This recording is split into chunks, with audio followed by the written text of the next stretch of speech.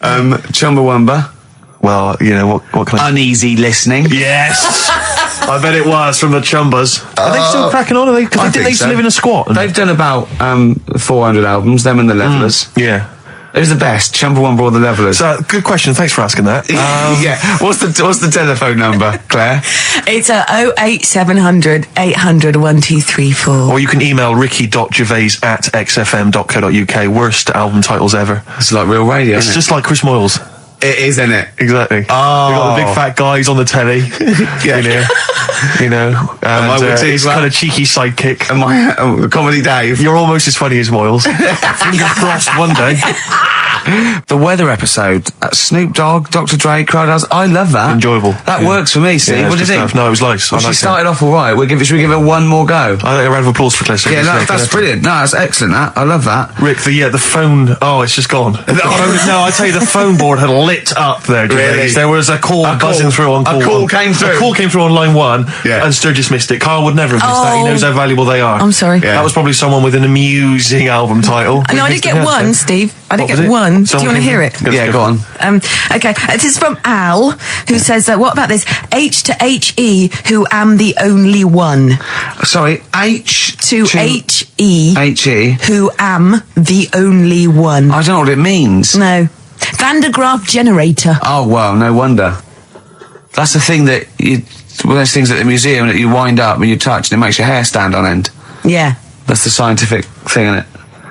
Sure. I've given up, Steve. Yeah, no, Do you know, I that didn't really make me laugh either. I'll be honest, I'm thinking that the whole kind of amusing album titles thing we should abandon. I thought that as I said it. To be honest with you, I thought it was easier than this. I mean, Chris Moyles makes it work, that kind of crazy comedy Let's try radio magic, but obviously and I don't think our listeners are into that stuff.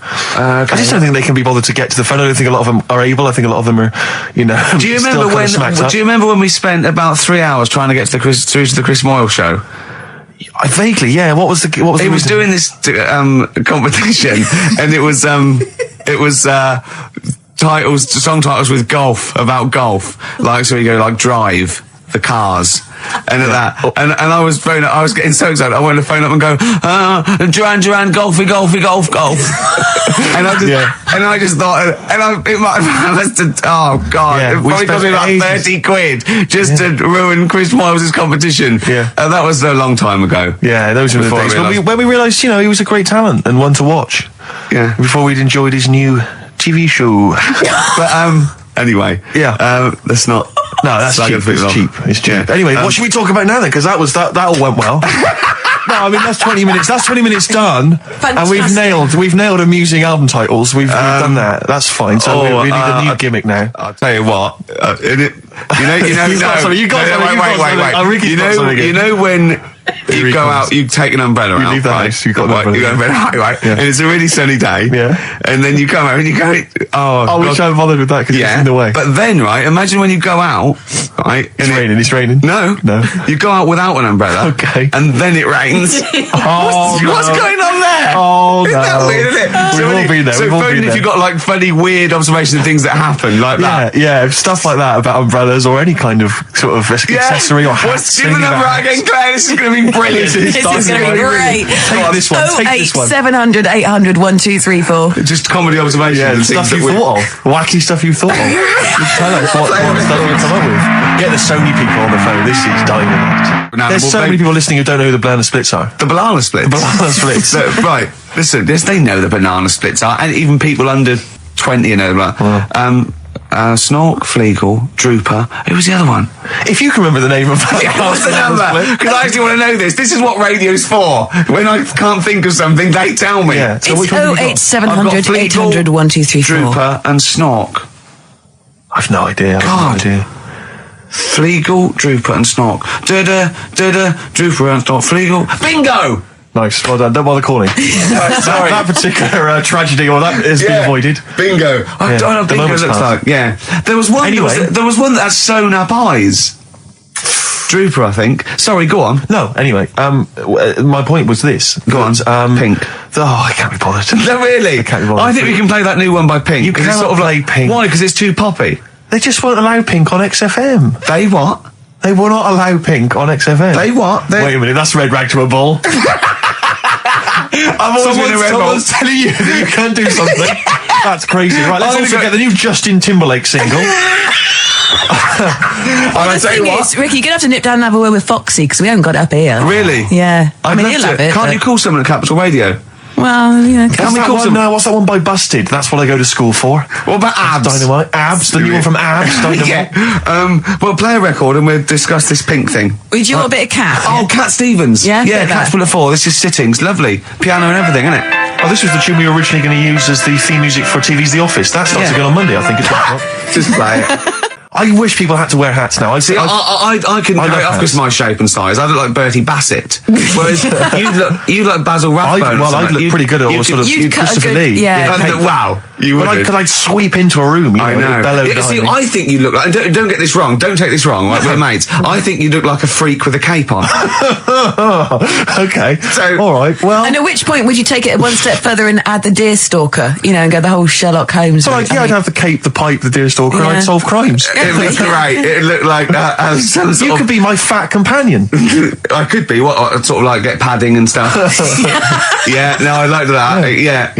Yeah. I'd like to solve more crimes. If I'm being truthful, I would love to solve crimes. Just to solve one crime would be great. I wouldn't matter if I solved it. If they police came to me and said, I'd just look at the first one, go in. Yeah. Just get it off the street. You know what I mean? Just like tick, done that. Sure. Yeah. But I just feel there'd be something. I feel like maybe because like in TV shows, it always used to be they were a doctor who also solved crimes. They were a plumber. They solved crimes. Quincy. But a couple of sort of BAFTA-winning writers. What did Heart to who Heart also do? solve crimes? That's good. That'd be good. That'd be great. What did Heart to Heart do? They were just millionaires. They were just a millionaire couple who would invariably what was the Murder She Wrote? They did that every week, though. Every week, Heart to Heart. Murder She Wrote. She wrote it and she solved it. We sold it. It's brilliant. Murder She Did wouldn't have been such a good sort of thing. No.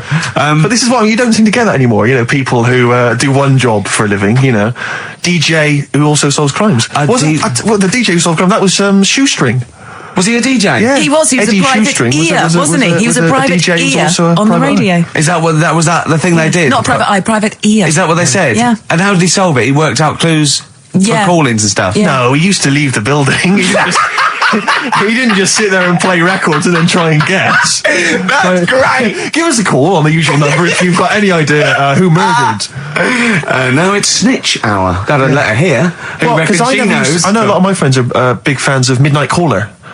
Do you remember Midnight Caller? Was he a DJ who solved crimes? Yeah, it was one of those late night things in America, wasn't it? But was he a DJ? He solved crimes, didn't he? I don't know if he'd solved crimes or just solved... If you've ever solved a crime, email us. Puzzles. He had one of those puzzler books. Weren't you on the front cover of Puzzler once? One of those things you get... Weren't you? Puzzler. Were you? Was I? No, I don't think so. Oh, it was your other friend who's a of mine, DJ. It was a Puzzler magazine. That's it, yeah. So was Puzzler a rude thing? No, it was one of those things that those puzzle books you can buy. You do for coach journeys, and they just put people's pictures on without permission. Yeah, I know people are just like, well, I didn't give permission. They just find like celebrities, and they just get their picture and they stick them on the front. Well, they would have used me then, would they? Well, I forgot. I didn't. Hey, Pink. Should we play Pink? Yeah. Oh man, I don't live by the rules. Be on your head. Here we go. That was the Strokes, and kids are mental. Yeah. No, you're all right. No, shut up. No, the thing is, I think if we'd introduced that as just, and we didn't mention who it was, and we just said this is the new one from one of those trendy new bands, the Boomtown Rats. And I'm sure these listeners would have happily accepted it. Yeah. As it was, they knew it was Pink, and the phone lines have gone crazy. We had upwards of 2 calls. So I'll tell you this, we had between 2 and 4 calls.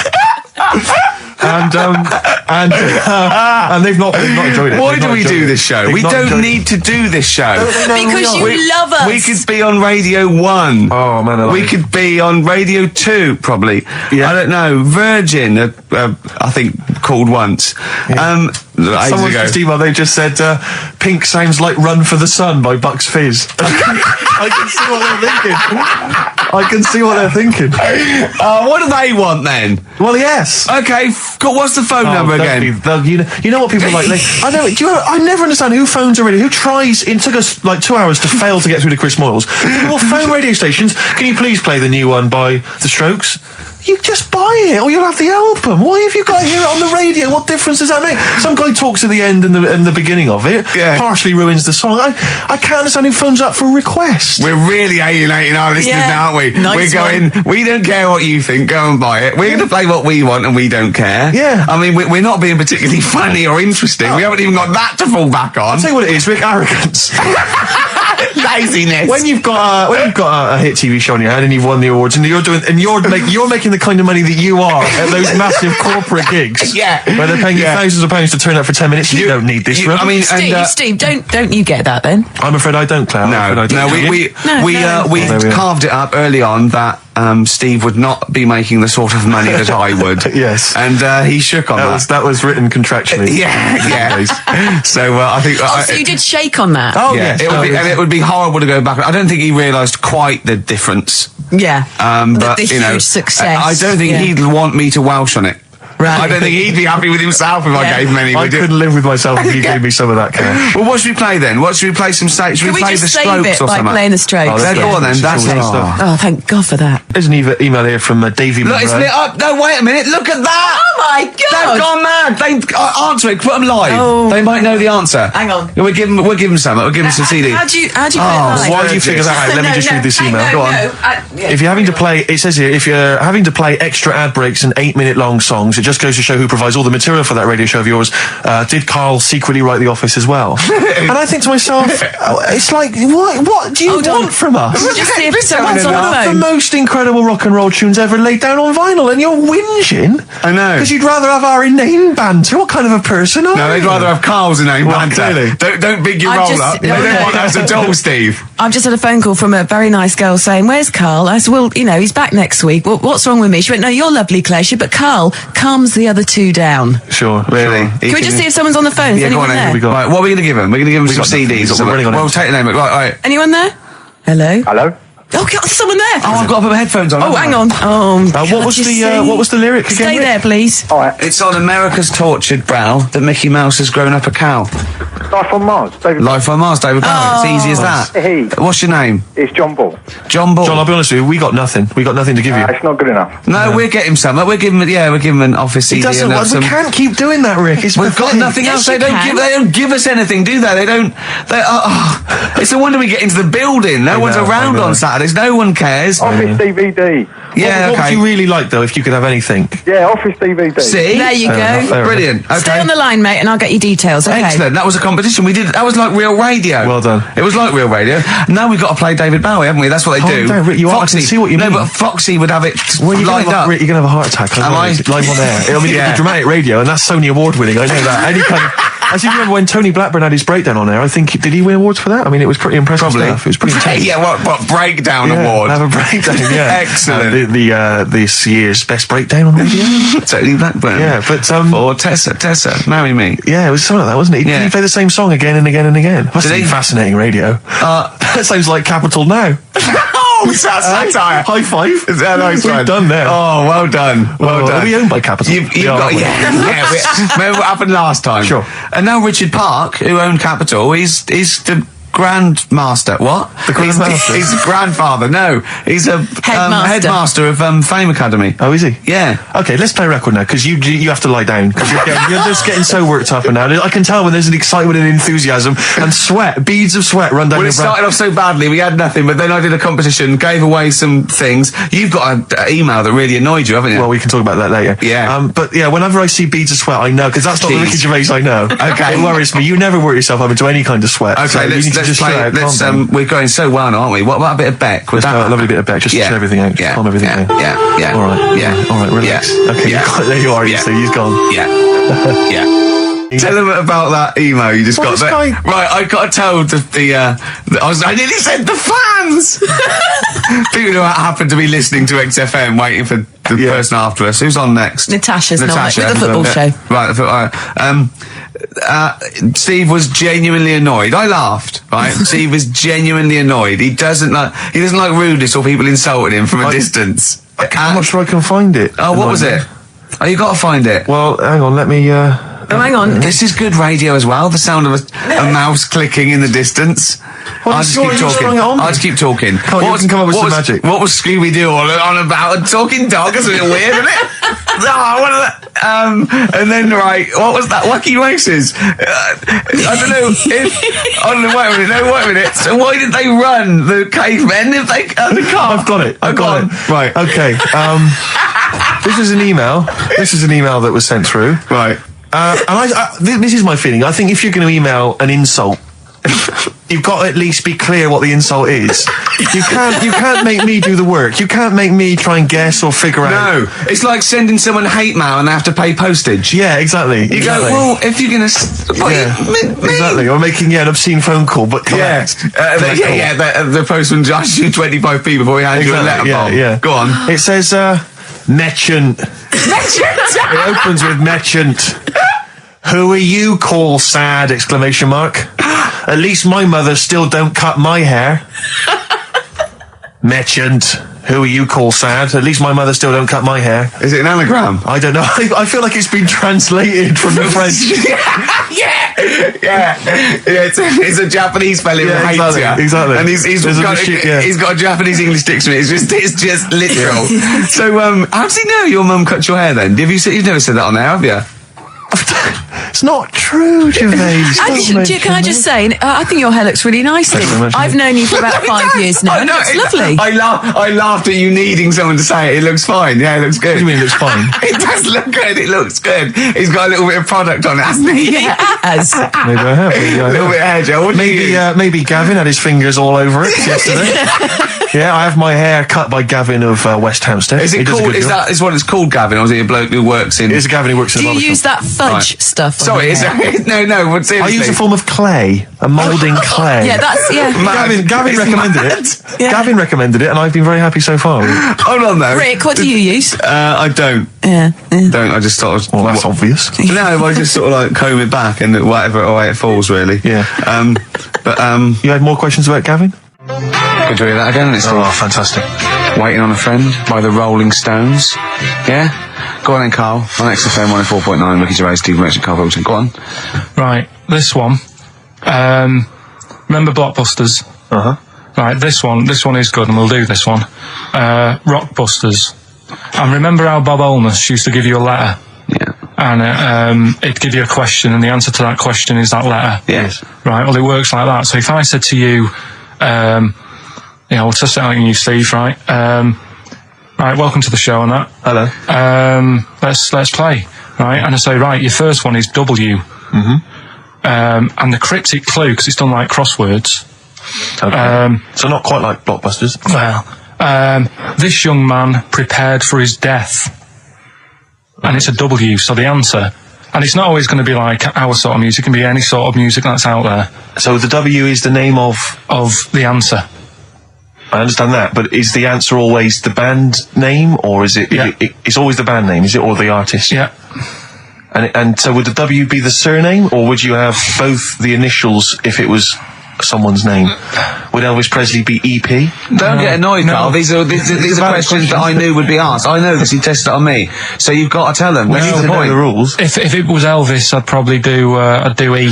No. Give him the answer.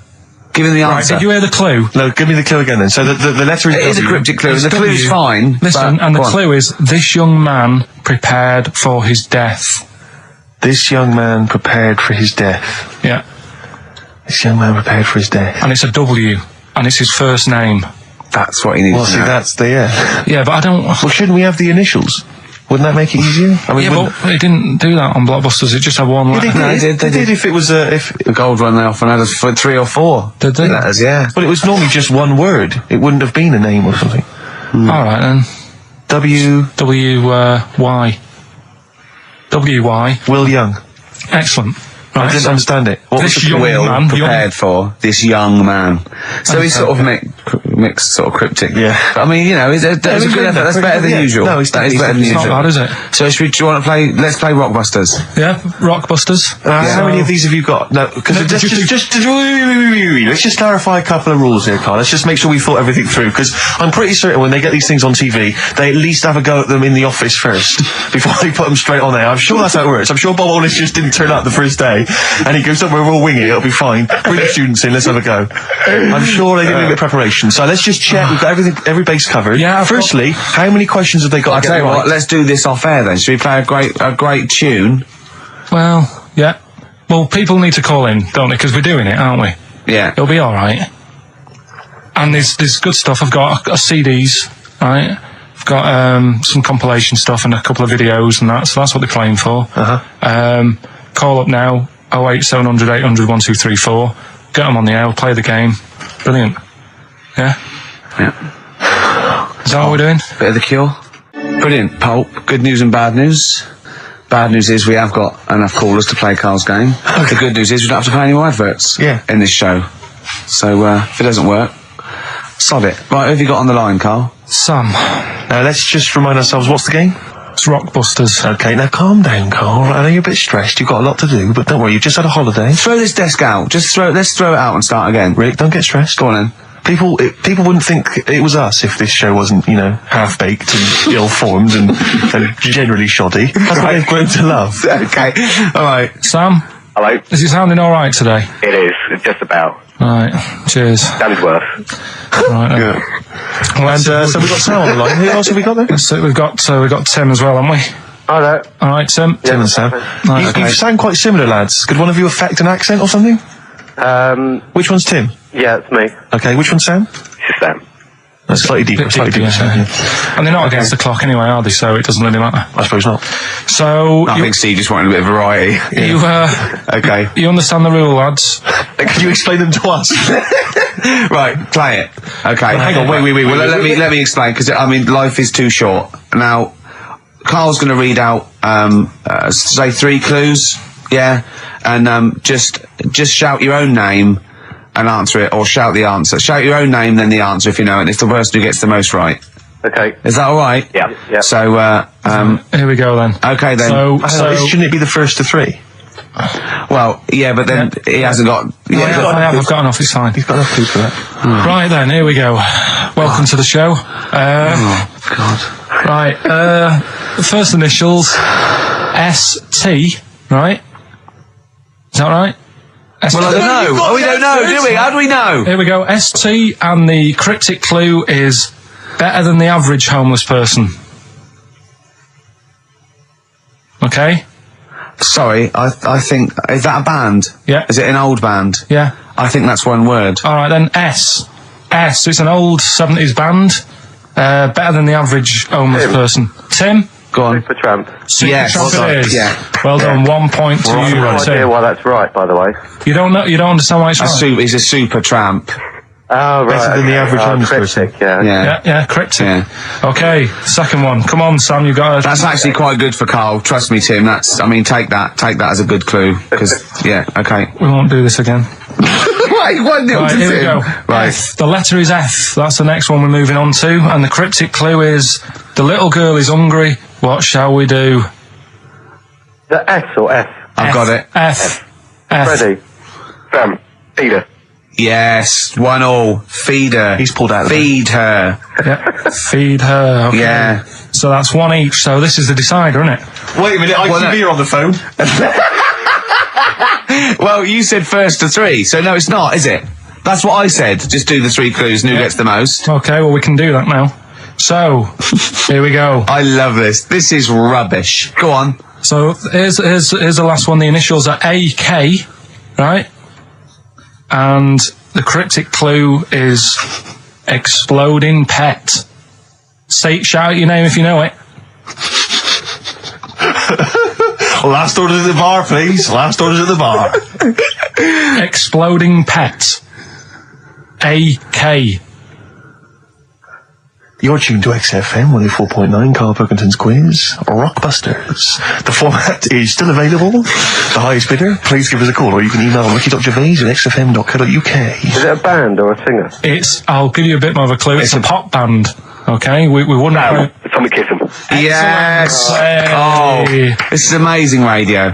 So who was that won? That was Sam who won. So it's 2-1 to Sam. So he wins. What does he win, Karl? He wins some CDs and some videos. No, he's got obviously now, Sam, if you're ready, take the spot. You're going to do the gold run. Away you go, Karl. I haven't got any more. You're a fool. Right, stay on the line. We're giving both some presents. Play a record for. Rick, I'm going to shoot off. Not come. Feeder. Come back around. He's getting all stressed again. You know, we've only done an hour. I know. I'll tell you what. This seems there's like another 3. hour to go. I know. I don't know what it seems like to the, the listeners. I'll tell you this. I'm not trying to be disrespectful, Karl, but I think maybe someone else should come in and press the buttons. Because I'm not sure you're across it. I don't think you can concentrate on talking and working at the same time. I'm not sure you can. Walking. Yeah. And eating. For you, it seems it's a bit no, like. Don't say that. Look, he's gutted. No, there's a lot of gone wrong here. I say, throw this desk out and get a real one.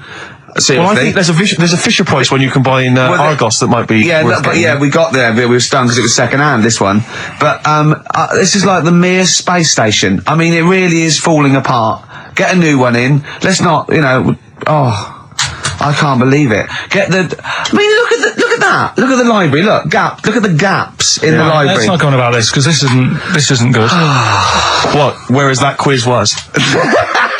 Whereas that was good radio. You can join in and stuff. But Karl, why do you rush to do it? I told you before we should practice these things. Although, to be fair, Steve, I haven't got time to do anything, so at least Karl's coming up with stuff. But I don't mind, running through with it while you're having a kip outside. Really? What other ideas have you got? Have you got any other ideas, Karl? Because we've got another hour. Have you got anything at all? No, I wasn't disputing. He's all smug because he's had a phone call. That was Beck, lost cause. Go on, tell him why you're all smug. Because Adrian just called up. Yeah. After hearing the story about the Chinese kid. Yeah. And he said, yeah, that's true. He said that there was a TV programme on it. Yeah. He had a chromosome defect. Yeah. And it made him hairy. And his mum and dad used to have to shave him. That wasn't in the book. But, thinking about it, that's not a good move anyway, is it? Because they say that for women, if you get a few hairs on your top lip, don't shave it because it'll grow back thicker and faster. So they should have just let him. They should have just said, well, let's see how bad it gets. But if they went in there straight away if he came out as a baby and a little bit hairy, they should have left it for a little bit. But Adrian called up and said, yeah, he was hairy, he was all right. We weren't disputing there was a Chinese kid born slightly hairier than the rest. We were disputing the fact that you didn't actually tell us a story. You just told us. And what we are disputing is that man was abducted by aliens for 3 days and grew a beard. Yeah. That's definitely not true. No. We don't know about chewing the fat, but it sounds quite viable. Yeah. You see, the difference is between me and Steve and you is that what we believe isn't random. Do you know what I mean? It's not random. The things we don't believe stuff just because it's interesting. It's not every other thing we believe and every other thing we don't. I think Karl believes stuff if it's interesting. Yeah, I know. Yeah. If he thinks, intriguing. Fact. That song's got a good story. Okay. Love it, snappy. Go on. There's loads of songs out there, isn't there, with songs that you couldn't fade out. When you hear them on the radio and that, you don't want anyone to talk over the start or the end. Yeah, because remember we did this one before with Killing a Georgie by Rod Stewart. Yep. And I was a bit worried that it might have been a true story because we were, joking about it. And he went, "Oh, you know that Killing a Georgie?" He went, "I think it is a true story." I went, "Why?" He went, "I listened to it again, and Rod Stewart at the beginning says this is one of my best friends."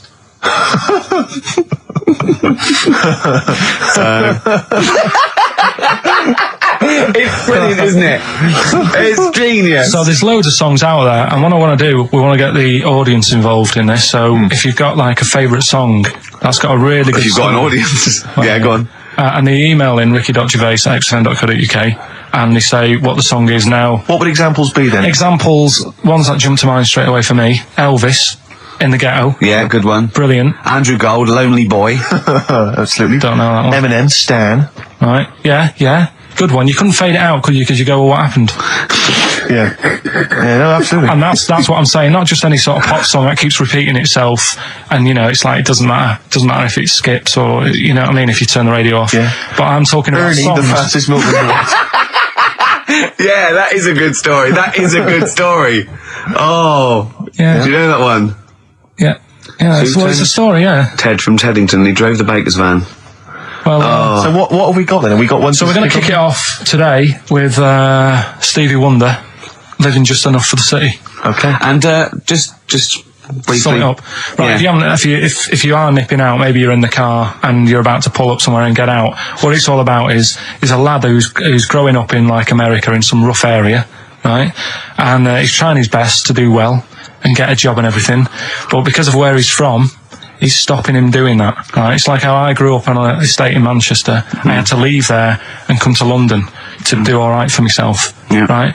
And it's his whole family, and it's a tale of like how his man works dead hard and works loads of hours, but the kids are always well dressed and cleaned. It doesn't mean just because you haven't got a good job, you let your house run down. Do you know what I mean? She's looking after it. The sister, you know, she hasn't got new clothes, but they're always clean, and her knees are clean, I think it says in one point.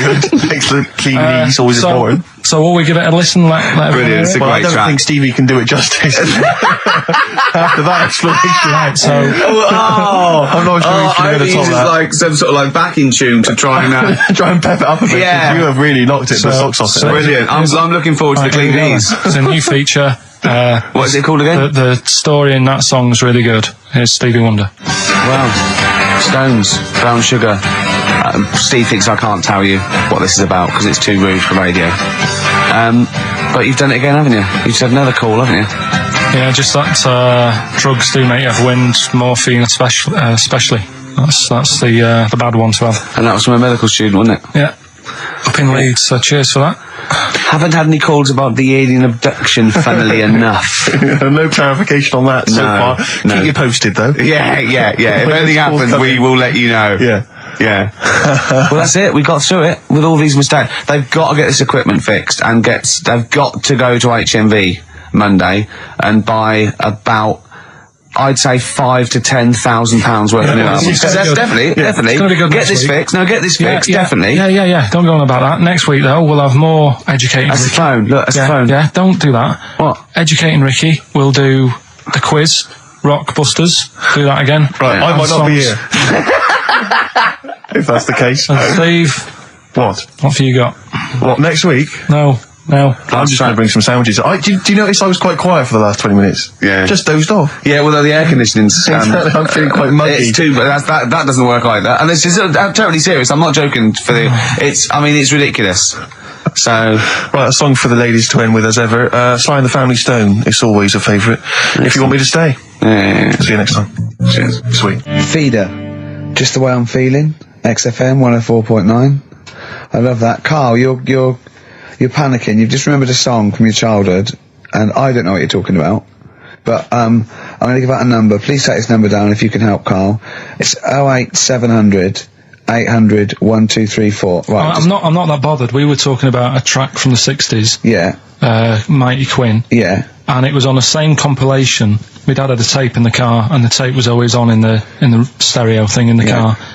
And I used to sort of sit through all this stuff I didn't like, but knowing that coming up soon was a song about a monster with purple eyes. It wasn't Puff the Magic Dragon. It wasn't that. A monster. There must be something else about it that give people a Do you clue. remember a chorus or a few lines? It says something like, it was a one-eyed, it had big eyes, purple, and it eats people or something. The Big Eyed Purple Eater. Wasn't there a song called something like that? The Big Eyed Purple... And it was a hit, I'm was it? sure there was. A song which is something like the Intergalactic Purple Eater or something like that. It's a novelty song. Rubbish. What, by the Bonzo Dog? Yeah, it's that sort of thing, yeah. I'm sure Well, it if you must know be what, Carl... Look, the telephones have gone mad! Yeah, well, we'll find out in a bit. I mean, I'm not that bothered. I'm not going to buy it. It's just that we were talking about songs and that. It'll be good to know who it was. But Yeah. Right, Rockbusters. Okay, now how long... Where did you get Answer the... the phone. What, do you want to just answer Well, that? answer the phone, so just answer the yeah, phone. see what it is. Just see if someone's... Hello? Hello, mate. Alright. Yeah, that song, I don't know if it's by, or is that what you want? That's the bit I wanted, really. What's the name of the song? Well, you know how it goes, it's like, born nights on and dawn at a bit. Yeah. Oh, yeah! Sorry, I don't think you've helped much, though. You can't remember what it's called or who it's by. Well, no, I mean, I know the tune, That's about it. But he's done well. Steve, he's done well. He's given up his spare time to call in and sing us a song. Don't diss him. Rick, I'm concerned he's just only marginally remembering it more than Karl is. It was actually in, I think it was in the Blob. No, it was in something like the Blob, actually. I think Steve McQueen was driving away and it was running in a sequence. This is so very familiar. Thanks very much, mate. See if we can get a title off someone. XFM. Hello, yeah, I know the name of that tune. Go on. It's the Purple-Eyed People Eater? Yeah, that sounds about right. Brilliant. By? Yeah, well, I'm just at work and, who is it by? It came to my mind. Do you know who it's by? I don't know who it's by, mate, sorry. This is not enough information. I wouldn't phone in if I didn't have the information. But we asked him just what the tune was. But I want someone like Paul Gambaccini to call in. He knows what chart position it got to. Okay, right. Thanks very much. This is enough information. That's two people. The thing is, if you know the title, we can put it in the internet, can't we, and find out who did it. Yeah. That's full of information. Well, thank you very much for calling in. I don't know why they bothered phoning in. Sorry, no, I mean, I just think if you're going to bother to call in a radio station, have the facts. Have all the facts you have. Well, he hasn't got the facts, and he runs the radio station. He doesn't run it. They keep him here like a mascot. He's like a pet, isn't he? They have him running around the office. God. Now listen, it's Rockbusters. I've got the prizes here. Rick, I'll be honest with you. I mean, we've given away some shoddy stuff in the past. This is the worst collection. Is it? This is really scraping the bottom of the barrel, Karl. I mean, hold on, the how phone's many going more mad. of these can we give away? If you're still phoning, hang up because we're not going to bother anymore. We're really sorry about that. Maybe email us or something. Lonesome Day by Bruce Springsteen from his new album The Rising on XFM 104.9. Ricky Gervais, Steve Merchant, Karl Pilkington. Foreman just phoned in and said to Karl, stick up for yourself. Don't listen to that Merchant. He does my head in. He's so arrogant. I don't think I'm arrogant. I think I'm mean. Yeah. I just think I'm sort of objectionable. I don't think it's arrogance. I think it's sort of nastiness. Yeah. I'm just not a very nice person. But believe me, I'm not arrogant. I think I'm pathetic. We've had a lot of emails saying, could you bring back White Van Karl? Oh, yeah. Which is that section of the show where we ask the questions that the Sun asks someone else, random punters, yeah. Of Karl. But sadly, recently they've got very politicised and very kind of basically a little bit depressing. So there's not really anything appropriate. Supergrass, Seen the Light, XFM 104.9. We're a little bit worried. We might have a technical hitch here. We've had no emails, and usually we get loads and loads. So we're worried it's us. Can someone send an email? Yeah, just a test email. Yeah, but we won't know if they have or not. They might just be ignoring us. No one might be listening, Steve, so this isn't proof. I guarantee there's at least one person who would send an email. Maybe if Dickie Anderson's listening, he could do it for us. Anders! Do us a favour for all the pleasure we've given you over the last few years. Ricky.gervais@xfm.co.uk. If you haven't heard the Rockbusters, might as well give them out. Well, let's check the email's working before we do that. Yeah, otherwise it's a complete... This whole show has been a sham and a farce and a waste of time. Well, I think they can take that as read. Well, listen, still to come, right? We've got the monkeys thing. Oh, chimpanzee that! And when I was out last Sunday, right, at Johnny's birthday party, Steve was there. Yeah. Got talking about stuff. And a debate that we didn't really finish cropped up. It blew your mind, didn't it? Amazing. Oh, I know about this. Steve told me. This is the infinite amount of monkeys. Or a monkey with a typewriter and an infinite amount of time would eventually come up with the works of Shakespeare. Yeah. There was no debate. It's a philosophical, mathematical problem. There's no debate. It's true. It wouldn't happen. No, listen, Karl, listen. Infinity sorts it all out for you, right? An infinite amount of monkeys at a typewriter, right? They do everything. They type everything. Infinity just sorts it all out for you. There's no getting to it and they're going, oh well, let's have a look what they've done. This one's come close. Did Romeo and Juliet? It would do it all. It would type everything ever possible, conceivable. Yeah, but it's a mathematical. Well, we've heard your side of the argument, Rick. And I'll be honest with you, it's a persuasive one. But let's hear Karl, because he heard about this in a pub last week. Yeah, so what's your problem? What's your problem with it? What's your problem with it?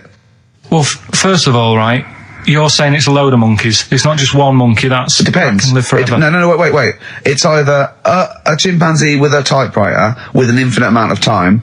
He would eventually, by definition, mathematically, type everything ever possible. Okay, or it's an infinite amount of chimps with typewriters, and one of them will type it first time. But already that's that sort of... That's not right. You either need to have What do you mean? monkey. What? You mean let's hear his employment point. laws? He What do you mean can't- it's not right? Let's hear him out, please. Okay. If it's one monkey Yeah. with a typewriter that's got loads of ink in it and that, right? At least it knows what it's done in the past. It's not... Keep going. Crime. If you've got a load of monkeys, it's like if you have too many. What's that saying about too many chefs? Too many chimps spoil the soup.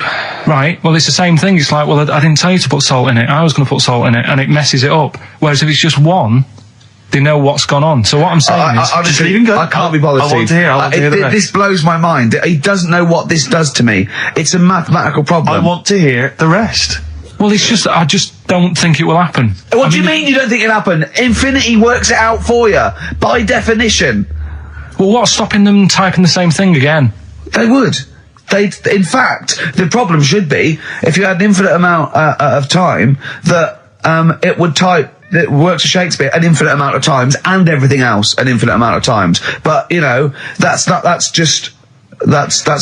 But not Shakespeare. Oh! Shut up! You idiot! Rick, do you know what he said to me? I said to him, I explained it to him. I said, God. you've got an infinite number of monkeys, infinite number of typewriters. They will type the complete works of Shakespeare. He said, have they read Shakespeare? You're an idiot! Play a I record. said, no, I'm not having this they're not conversation. doing it from I'm not having memory. it. I'm not having it because it really, really winds me up. But you're saying they'll do it with no spelling errors. Well, they do it an infinite amount of times.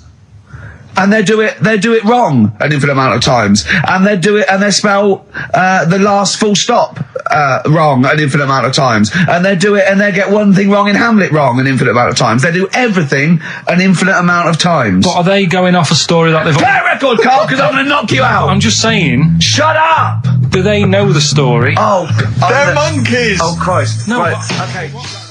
Right, Carl. She's a girl and I'm a man. Good, that, innit?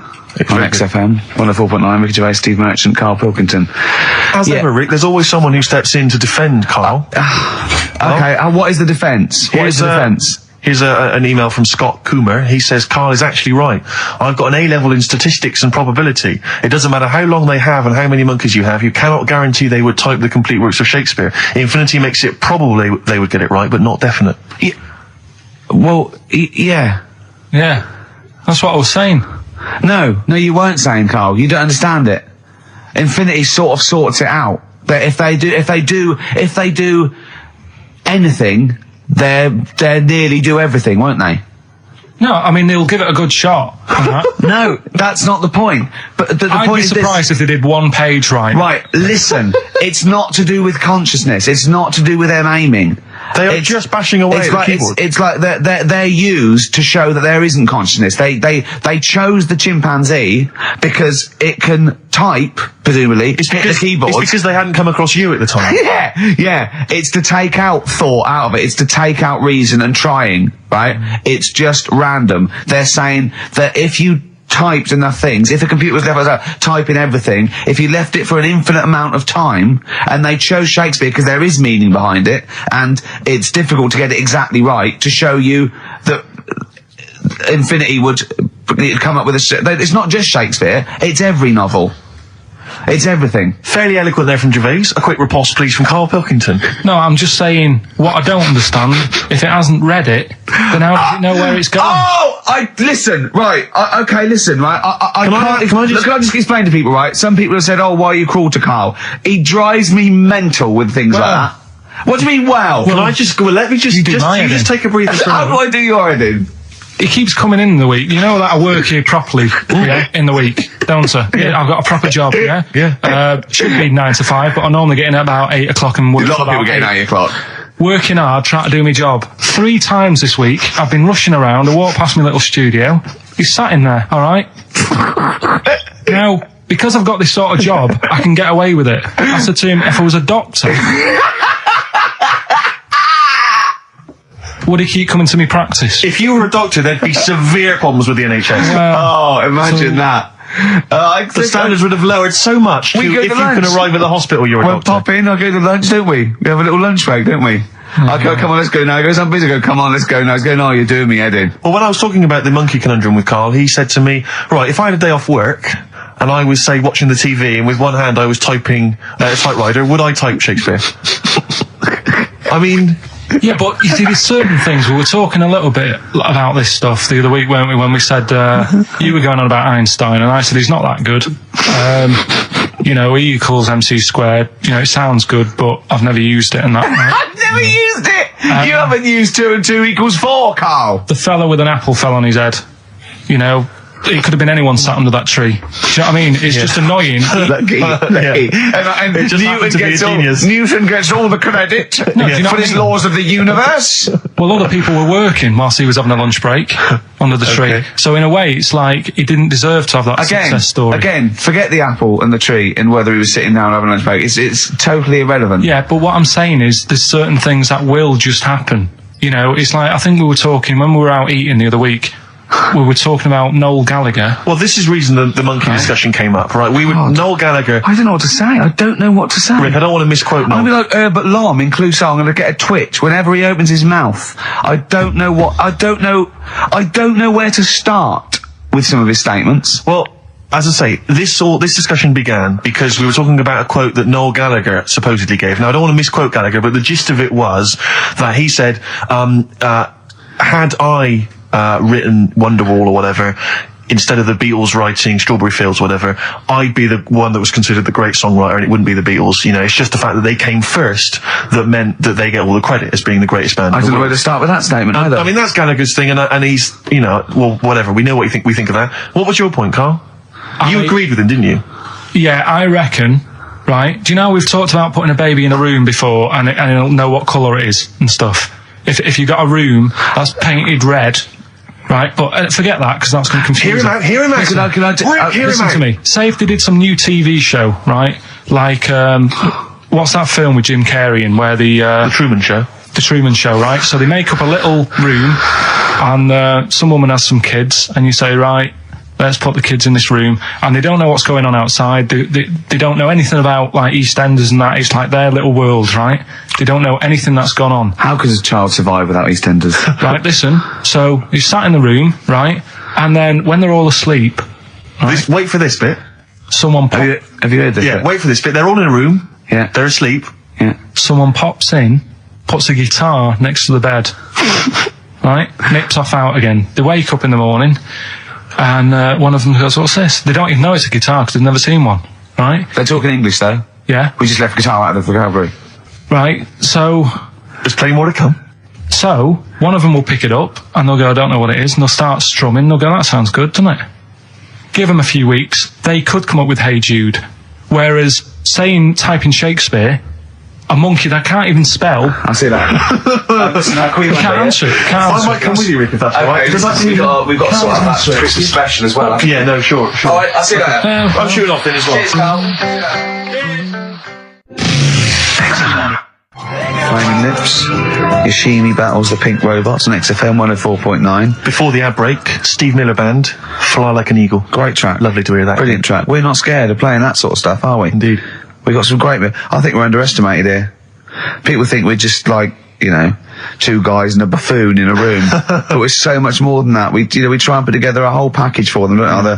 For their Saturday afternoon listening pleasure. If there was an infinite number of us three in an infinite number of studios, broadcasting for an infinite number of shows, would we ever do anything half decent? Yeah, we eventually... Would we ultimately come up with something quite good? What was that email that you were laughing at? I can't, it's too rude. What does it say? It's too nasty. Oh, go on, give me the gist of it. The gist of it was that it would mean that if there was that infinite number of monkeys, eventually, besides the fact that they would type the complete works of Shakespeare, they would also type the sentence, "Karl Pilkington is a genius." But the email also said it would also type, "Ricky Gervais is I can't say the word, but I know. Yeah. But a number of times they type it and write, "Karl Pilkington is a genius," and Ricky Gervais is a cund. Exactly. Yeah, that would be there a lot. Come on, someone talk. I'm looking at his face, his headphones are too loud. Instead of turning them down, he's just grimacing, going, "These are too loud." I don't understand it. Yeah. How have you lived this long? How did you make it to 30 without getting squashed or eating something deadly poisonous? I told you I used to choke a lot. We've had an email from... placebo, the bitter end. We've had an email from Andrew Forrest, who has just simply entitled it, "Karl Pilkington." Oh, Karl Pilkington. What do you think of that? That's got to be your new name from now on. Oh. I had a mate who used to use it. What, he used to call you that? Yeah. Was that your nickname at school, Pilkington? No, it's not my nickname. It is now. No, it's not. It is now. Pilkington. Pilkington. Oi, Pilkington. Oi, Pilkington.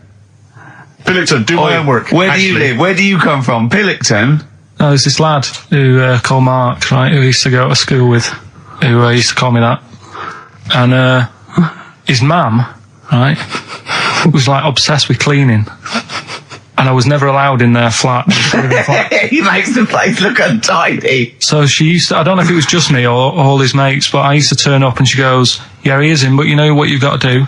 And I used to have to go round the side of his flat, and he had a computer, right, which I used to play. I didn't have one at that point, but he had one. And I used to have to go round the side of the flat and stand at his bedroom window with his window open, and I'd be sort of leaning in playing the game. You are joking. I'm not, his mum. You had the weirdest upbringing I've ever heard. The things you were willing to do. It's the strangest. What is this town like? No, I stopped going once. Was there always music? Right? There's the horse in the house there. Oh, look at these two kids with big heads and webbed feet. All right, Ronnie. All right, Reggie. What was it like? She was obsessed. It is like you've grown up in a cartoon made for children. Yeah. No, his mum was really obsessed with cleaning. When Can I play it through his window? I used to... Mrs. Ramsbottom, can I play it through Mark's window? Aye, you know what you have to do. She used to be up till about 3 in the morning. Pilkington again. Have you washed your hands? What up till 3 in the morning? She Washing? used to be up doing the tiles in the kitchen.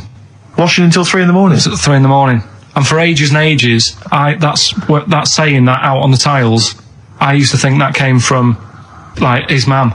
Because she was out, like, cleaning them late. So, till I was about 13, I thought that saying, out late, on the tiles, Yeah. was... And now you're not confused by anything. Well... There's no misunderstandings in your life now, is there? See the grass, seen the light. I just think of people... sort of other Saturday going, you coming shopping? I go, I can't, I'm listening to XFM, there might be some monkey news. And they waited 2 hours for that. What sort of a show has a feature called Monkey News? Well, I have to say, the monkey story has been corroborated. Which one? Well, this one, it says, police in Britain this week are on the lookout for a very different kind of burglar. A chimpanzee who has been sighted breaking into a house in Hackney, stealing a mobile phone and leaving. The chimp is also the prime suspect in a break and entry in a nearby house where part of a radio was taken. One policeman stated that it might have been trained to steal, but a monkey's not going to think, that's a mobile phone, I'll just have that. Look at Carl's face. Yeah. Fact. That's fact. WC, featuring Snoop, The Streets on XFM 104.9, Ricky Gervais, Steve Merchant, Karl Pilkington. I think we should kick off with a bit of a competition. I think we should get the listeners involved here. Phone up if you want to play XF Family Fortunes. Now, a lot of people, of course, won't be familiar with this because we played this in the very early days of XFM. Yeah. Do you want to explain the rules, or do you just want people to phone in? It's like Family Fortunes. We need 2 of you. I asked you... Do you remember we discussed this before? You can't say that. Yeah. And so get 2 on the line. You're competing against each other. And so it's fingers on the buzzers. Will you stop chewing, picking your teeth? I mean, even if the listeners can't, it really annoys me. It is a bit like having a chimp in the room. Do you know what I mean, Karl? All right. Have you ever seen him eat hot food? No. Honestly, it is like a chimp. And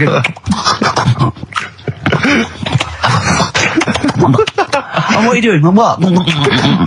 Just get... Oh, God. Or like the Cookie Monster. Yeah. Oh, God. I'm never annoying, Karl, so why are you? Do you know what I mean, Steve? You're so annoying. I'd say, have you been with him for trying to have lunch with Ricky? Yeah. It's the hardest thing possible. You wander around for hours. It's sort of a combination. It used to be bad even before he was a celebrity because he has a tolerance level. It's extraordinary. I mean, he is irritated by a car honking its horn in the street. He's like, I can't believe it. Let's go in here. I'm so angry. He gets annoyed by police sirens, by rain, wind, birds in the air, other people in the streets. They're the most annoying. Children particularly, whether they're in a school playground we happen to be walking past, whether they're on TV. It's just noise that isn't mine. Well, I know, but this is the thing. You are the most irritating man I've ever met, without a shadow of a doubt. I mean, you know that, Carl, don't you? I mean, noises he makes. It's extraordinary. I mean, I've been editing some behind-the-scenes footage we shot of making the second series of The Office. It's extraordinary. I've had to cut sequences out involving Ricky because they'll just think he's a gibber, just think he's an idiot, like some kind of puppet that the rest of us are controlling, because he's shouting, he's whistling, he's honking, he's making noises, he's dancing around. It's extraordinary. And if you're out trying to find somewhere to eat with him, all these irritants, all these annoyances, and it's, that music's too loud, I don't like that particular song, I'm not going in there, there's more than 8 people in that cafe, I'm not going in there. It's just extraordinary. I think we need a woman. I'm thinking of hiring a woman, like a PA, to just go out ahead of us, scout ahead of us, go in, and she can just phone back and say, "Oh, sexist." Oh, or a guy. Oh, that's or a fella. Oh, sexist. Or a fella, just to scout ahead. Oh, I'm thinking of hiring a woman, subservient role. We couldn't hire him. Oh no. Oh, sexist. Well, that or a chance to meet a woman. Yeah, that I'm also paying. It's like paying for him. Exactly. Slightly more above board. Yeah. So if you want to play Family Fortunes, call up. What's the number? 08700 800 1234. Yeah, it's just like Family Fortunes. 2 of you are competing for some great prizes, and I go. Something Jude, you know how it goes, and then you go Buzz and play it on board. It's not as high tech as Family Fortunes. Current single from Nick Cave and the Bad Seeds, that's Bring It On. Yeah, on XFM 104.9, Ricky Gervais, Steve Merchant, Karl Pilkington, and 2 people on the line to play XF Family Fortunes. Brilliant. Hello. Steve first. Steve, hello. Steve first, hello, how you doing? You alright, mate? Where are you calling from? From my pub in Barnes. You got a pub? Yeah. In Barnes? Yeah. Are you posh? No. I suppose you're the local landlord. Do they come in and sort of like go, good man, there's a shilling, get me some ale? They're all posh in Barnes, aren't they? Well, no, not all of them, actually. Does Nigel Havers come in your pub? Because he lives there, doesn't he? Well, none of them do, actually. I know there's lots of them about, aren't there, in Barnes, but no, not in there. You've banned them. Who's on the other line? It's, Jennifer. Jennifer, hello. Hello. Where are you calling from? I'm calling from Forest Hill. Forest Hill, that's right south, and I don't go out of WC1. Oh, you should. Do you run a pub? Do I own a pub? No. Do you drink in one? Yes. That's just good. Is this just some friendly chat there? Yeah. The thing between the brain that you were talking about before. Oh, yeah. I can't remember what it's called, but they did an experiment, and apparently the length of it determines whether you're straight or gay.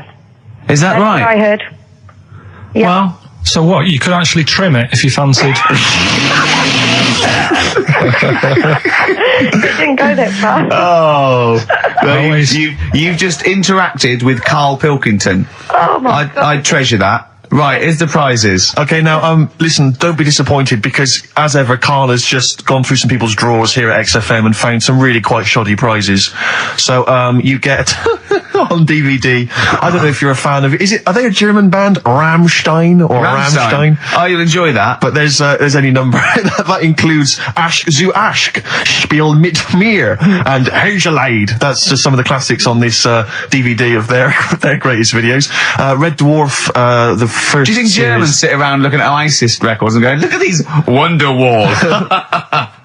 Possibly so. Wow. The very best of the Stone Roses, although I might have that. So anyway, there's also an I Love You compilation, kind of appropriate, and a tribute to the Ramones, which might be interesting. So you can get the idea, Steve and Jennifer, the stakes are pretty high. Okay, here we go. Extra Family Fortunes. So, fingers on the buzzers, just both go, wah! If you think you can answer this right, and then we, the highest answer or the top answer gets the chance to play or pass. If you play, you've got to get all 5 answers. There are 5 answers. Every wrong answer, you get a life, and I'll go, and when you lose 3 lifelines, then the other person can steal. It's as simple as that. If you've seen the show Family Fortunes... No, this is not based on anything I've ever seen ever in my life. Okay, right. Okay, fingers on the buzzers. Okay.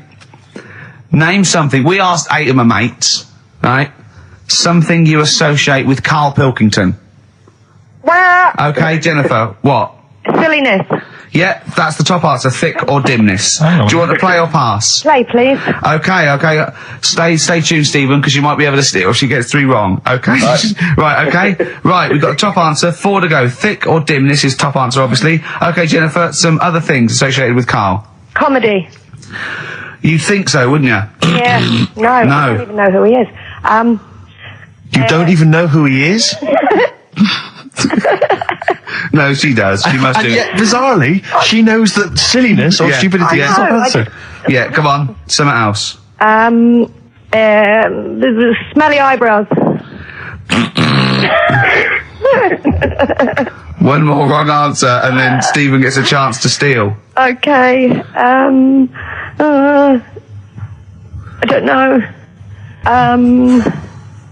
People are screaming it at home. Very sensible. Oh, Was that very sensible? Yeah. Okay, Stephen, can you think of one of the answers that Jennifer didn't get? Must be a mind for inane nonsense. Oh, well, I'm going to give you that because number 5 is even thicker. So, yeah, what you missed is, our top answer was thick or dim. Second top answer was Manchester. Third was Roundhead. Fourth was airy Chinese kid. And 5 was, even thicker. So I think Stephen's the winner there. Yeah, I think he's done well. Yeah. You enjoy Rammstein, and you get the Stone Roses and an I Love You CD. So that's the pilot for this show, okay? When Blockbuster's all over, we're going to phase in XF Family Fortunes. Karl, thoughts? It's not that good, is it? Why? It's not that good. Just... I'm not that happy with it. Why? Why? Yeah. Well, just... What else? What? No. You're definitely right about that top answer. Well, thanks. So Stephen wins all those prizes. Yeah. Stay on the line and we'll take your address. And we'll send something to Jennifer as well for even bothering to talk to Karl. So what's this, Karl? What are you playing now? That badly drawn boy. Yeah, excellent. Bye. Doing Rockbusters then? Later. Can I just, sometimes I get told off by Karl. He gets a little bit sulky if I slag off the prizes that he sources for each competition. This is from Rob in Croydon. He's a former winner of Rockbusters. Yeah. He said he didn't even know what the prizes were going to be when he entered. He won, and sure enough, for one night only, he was a hero. The following morning, it was just Rob again, and all I had to show for my triumph are 5 compilation CDs I'll never listen to. Yeah. And 2 DVDs I'll perhaps get £9 for on eBay. Please get some decent prizes. Ricky, you're BBC's golden child of comedy. What are you doing? How many of your listeners really are into Stephen Polyakoff's The Lost Prince? No one. That's how many. Now that is a winner. That's someone who's got a reason to like us and like you. I think he's got the same attitude as Steve when you give him something for free. Yeah. Sorted you out with NERD tickets for last night. A lot of messing around, a lot of phoning round going on to get you them tickets. Yeah. Come in today. You enjoy the gig. Couldn't be bothered going, Karl. Typical.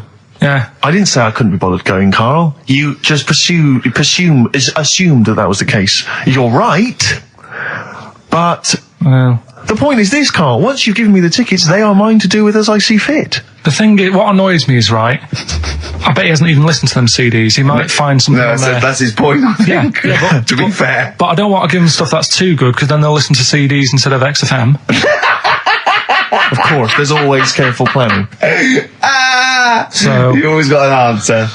Oh, Karl, you're my hero. We don't care, do we, Karl? Well, I think the prizes are all right considering what they've got to do. Do you know what I mean? Yeah. Right. It's just a bit of fun, for God's sake. So please do not blaspheme on air. Something else we're giving away. Go on. The Shining. It's more throwing away, isn't it? Once again, is it on video? Once again, it's on VHS. Just because you buy it out of your own money, Karl, stop being so mean. And I want to watch it tonight because it's one of those films that. So you're going to watch this video and then you're going to send it to someone as a prize. Yeah, it's one of them films that. Sorry, you just said yes to that without blinking. Oh yeah. You don't think, like, Les Dennis doesn't have a quick go in the car on Family Fortune before he gives it away? It costs $5.99. Has a go at those his and her towel racks. It costs $5.99, Karl. Okay. Letter to Hermione by David Bowie. Well, we're all getting stressed here. We're going to run out of time again. We haven't had enough answers. We left it so late. We had so much rubbish to pack in. You did it on purpose. What? What do you mean? He did it on purpose. I love Rockbusters. I think it's the highlight of the week. But I remember in the early days of Rockbusters, we used to get reams of emails. Do you know how many we've had today? Go on. 2. Yeah, because we've just done it in the last link, and people have to think about it and do research. They have to guess, because I don't think XFM Family Fortunes is going to be a success. Don't knock XFM Family Fortunes, Carl. It ran on ITV for years. Right, well... Yeah, so has anyone got anything right, Carl? What we'll have to do just as well, we haven't got any prizes to give away anyway, because we gave them away our next month. Yeah, we're coming through now. Let's see, just hang on a minute. Well, this isn't radio. You can't just sit here looking at a computer screen going, hold on, that isn't radio. Right, well, it'll have to be the one who got the closest, right? The Flaming Lips. Yoshimi battles the Pink Robots on XFM 104.9. I'm Ricky Gervais. With me is Steve Merchant and Karl Pilkington. Good morning. I'm going to be honest. I'm going to own up straight away. I've done very little work towards this show this week. A little bit busy. You surprised me. Yeah. So I apologise if it sounds a bit sort of... Thanks for being honest, though. Well, no, I don't want people to go, oh, no, that was a bit shoddy this week. I hope it's not going to be that every week. Yeah. So it is because I've done very little preparation. Okay. So... Right. Whereas normally... You'll probably have to help me out. All right. You have to do some of the work. Carl, you might have to help us out a little bit as well. I don't know. I know Steve's done nothing towards it either. So the onus is on you a little bit here. I love the fact that it's still listed as either Ricky Gervais or Ricky Gervais and Stephen Merchant. In the, essentially, we don't need to be here, really. No, but I know now people listen for Carl. Everyone I've spoken to, for people on buses.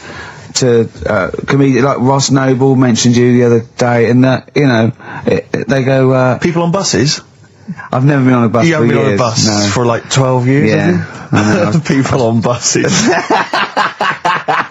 I don't know why I find that so funny. I just know the idea of you being on a bus. The idea of you handing over your fare. They're shouting out from the window. Right. They're going, "I love Carl." Right. Yeah. I'm walking along. How much is it on the bus? 20 pence. No, come on, seriously. How much is it? One adult for Terminus, please. I love the fact, they do that thing where, like, if they're interviewing Paul 50, Newman or someone 60p? famous... No, it's quid, isn't it? It's a quid. They always say, how much is a pint of milk? And that's supposed to prove if you're sort of still in touch with your roots or whether you're too big a celebrity. Yeah. You've got no idea how much it costs on the bus. Quid? It's not a quid. 120? No, it's not 120. Pint of milk, about 50p. 30p. Oh, brilliant. Wow. Oh, because, it's fascinating, because you gave this stuff up before you became a celebrity, didn't you? You were always... lazy. Because people always say to me, like, Ricky seems a bit obnoxious. Who says that? No, they say, No. Who comes up to you and just says that? The guy on the tube did it. I swear to God, he came up. He said, I was watching an interview with Ricky. He said, he's not a nice piece of work. I went, he said, no, I've got friends like that. And it's like they're always talking, they're a bit irritating, and you sort of let them off because they're your mates. But I was going, well, hang on a minute. He went, well, two things. It's sort of my job talking, and being interviewed, essentially you do have to talk. Yeah, so about yourself. If that's his only criticism, then I'm not too bad. No, he didn't think you were funny either. In fact, he had a whole list. I say a list, a petition. It wasn't Dickie Anderson, was it? It wasn't Richard Anderson. I hope he's listening. He's our biggest fan. I'll tell you what, Mock Turtles need a remix by Fatboy Slim, don't they? Mock Turtles? It's a great tune, but I'd love to hear it remixed. Yeah. Mock Turtles, Can You Dig It? Remixed by Slim. Yeah. Yeah, XFM 104.9, Ricky Gervais, Steve Merchant, Karl Pilkington. Ooh, stuff to do. What's going on? Stuff to talk about and that. What's been going on? Before you came in, you saw it, didn't you? That experiment I was doing with the... An experiment? Yeah. Well, all I know is as I walked in the building, I passed the little kitchen area, you were hitting Carl on the head with a tin tray. Didn't it make a good noise? It was a great noise, but I'm interested to explain more about the experiment. Well, I wanted to see how hard I could hit him and make it resonate, right, before I either caved his skull in, or, you know what I mean? So... you had to hold it quite loose, so it could, like, vibrate, but you had to grip it hard enough to give it a good whack. Right. And his head's brilliant for hitting stuff on. Is it? It is perfect. Could we recreate that moment a bit later on the radio? You'll notice that you've been on for 15 minutes, I haven't said a word. So it's had a bit of an effect on me.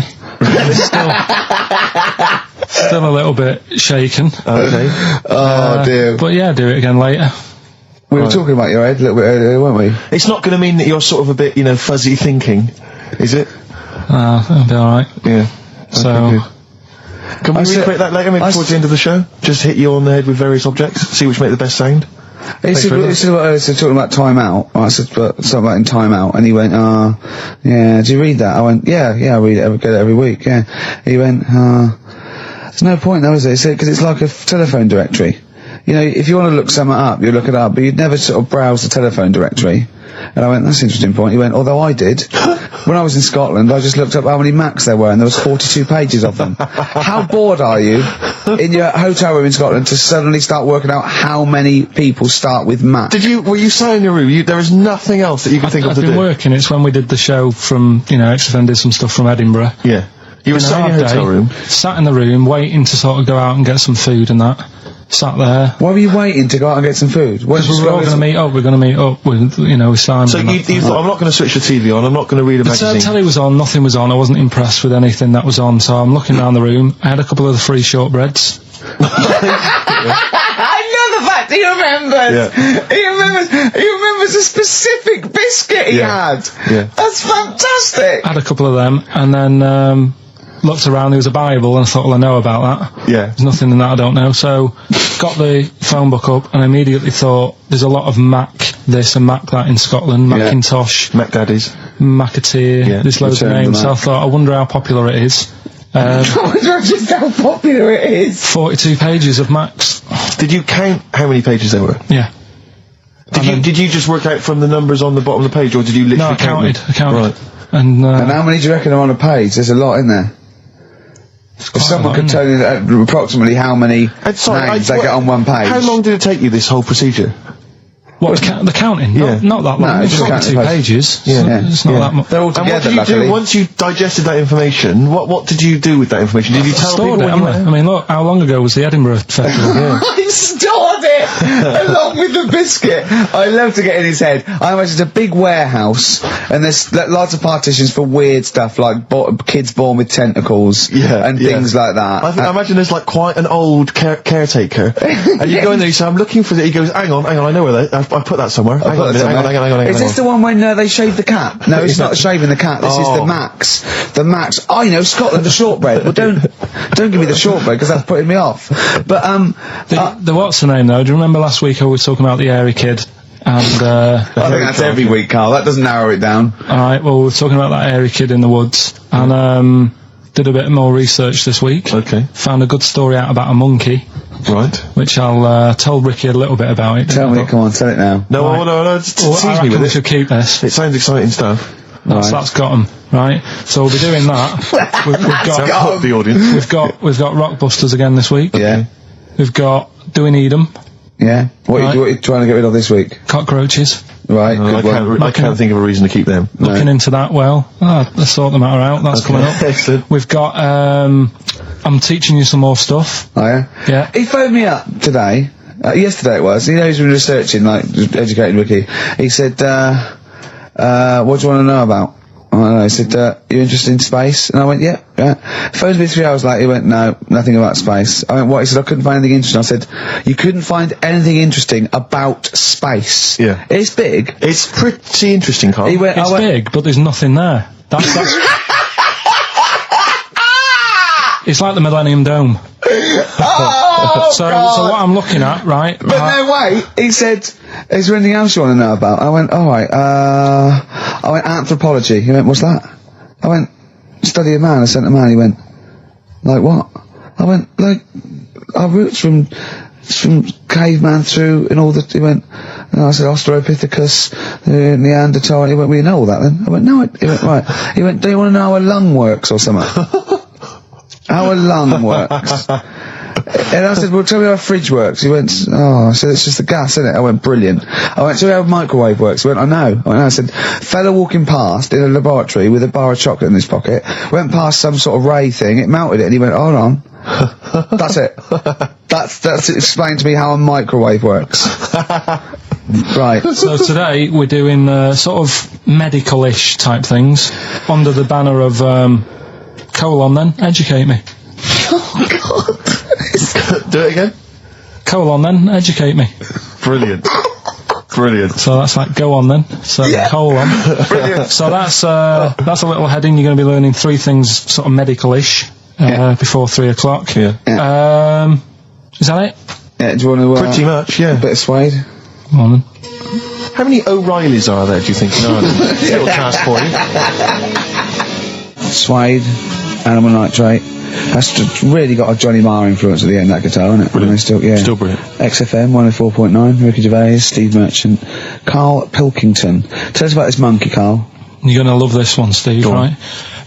So last week we were talking about how, like, a lad left his family because there was problems at home and that. He went and lived in the wood, he got airy. Right? No, leave it there, Rick. We haven't got time to go into right, it. so that's what happened. And that's what happened. He lived with the monkeys, he went airy. That's what happened. Looked into some other stuff about, like, airy kids and all that. Yeah. Came across this story about a bloke, right, who worked in a zoo. Oh dear. Right? So, Trouble's brewing. Loving his job and that, but it's quite a lonely sort of job because you don't see many people, you're just dealing with animals all the time, right? So, anyway, he gets a bit pally with a monkey because it's the closest thing to a human. Well, that ape is. Right. Yeah, but you can't really go that close to apes. Well, dangerous. What do you mean? What type was it? Do you Just mean let him tell the story. Was it a chimpanzee? I reckon it was a chimp, yeah. Yeah, you don't even know, so it was a chimp. It was a chimp. Yeah, but it doesn't matter, does it? So he gets pally with him? Right, so he gets pally with him. Did they go on holiday together? Well, no, I mean, it starts off just checking each other out and, probably sharing lunch and that together. Yeah. Right? Anyway, this goes on for a while. They're getting on well and that. And then after a while, right, the monkey starts sort of imitating him a bit more and sort of walking upright. Oh, God. Yeah. Right? So he thinks, oh, that's a bit weird. Anyway, they get on really better and what have you, so he thinks he could live at home with me, because we're getting on the storm, right? So he takes him home, and before you know it... Is this the beginning of Beneath the Planet of the Apes? I think it is. I think you've seen this on video. Well, I'm worried, because he's already imitating him and they're moving in together. I'm thinking it's maybe a bit like Single White Female. Single White Zookeeper. Oh, brilliant. Right, so anyway... So it's moving in, and it's getting used to sort of the normal human life. It's having a cup of tea in the morning. Yeah, PG tips. He finishes the day off with Finishes the day off with what? He doesn't have to move a piano at one point, does he? Finishes the day off with a little brandy? Yeah. He pours himself a... Is he wearing a smoking jacket? Yeah, I'll tell you what, Carl, you're a maniac, mate. No, this is why it attracted me. It's amazing, right? So he's having his brandy and that, loving his life. Next thing you know, he sort of, I don't know if he loses it or he gets shaved, but the top half of his body is hairless. Right? Apart from his head. Right, so he's got a nice... So it's the opposite of the kid. Well, yeah, this is what I'm saying. That would happen. Right. Well, hang on, but so you don't know if he was shaved or if... How did it say? Then the hairless... What? I'll bring it in for you, the story, and then you can see if I've gone wrong. Keep going. Anyway, so this is going on, and he's having a great life. Then the zookeeper starts getting a bit annoyed because he's having a better life than the zookeeper. The zookeeper's in the zoo. This is such So the zookeeper's still got to do a day's work. The monkey's at home, he's partying. Well, it gets to a point when he says, there's no point you coming in to the zoo, because the whole reason of you being there was because you're being kept there. Right. And he didn't want to bring the memories back, so he said, you stay at home. So you're talking such... Just let him finish. God, I don't know if I can sit here and listen to this drivel. I'm fascinated. It's nearly over anyway, right? It sounds extraordinary, Carl. So, he's walking up, right, he's having a tea in the morning, finishing the day off with brandy. Gets a bit out of hand, only tries it on with the zookeeper's wife.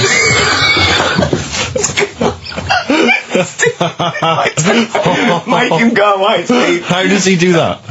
Well, because he's around humans a lot, he becomes a bit of a charmer.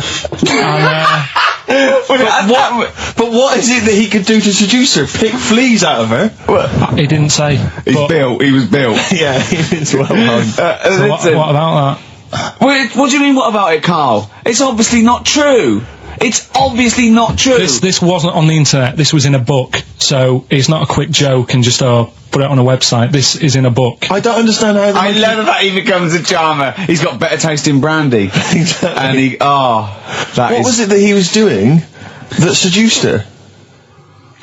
I don't know. Maybe because he was at home more than the zookeeper was. But what would he be doing, Carl?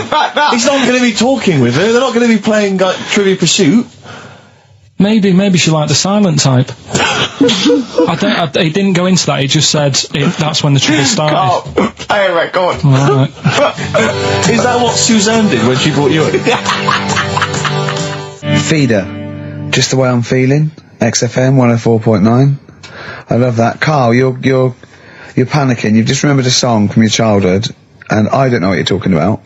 But, I'm gonna give out a number. Please take this number down if you can help, Karl. It's 08700 800 1234. Right. I'm not that bothered. We were talking about a track from the 60s. Yeah. Mighty Quinn. Yeah. And it was on the same compilation. My dad had a tape in the car, and the tape was always on in the stereo thing in the car.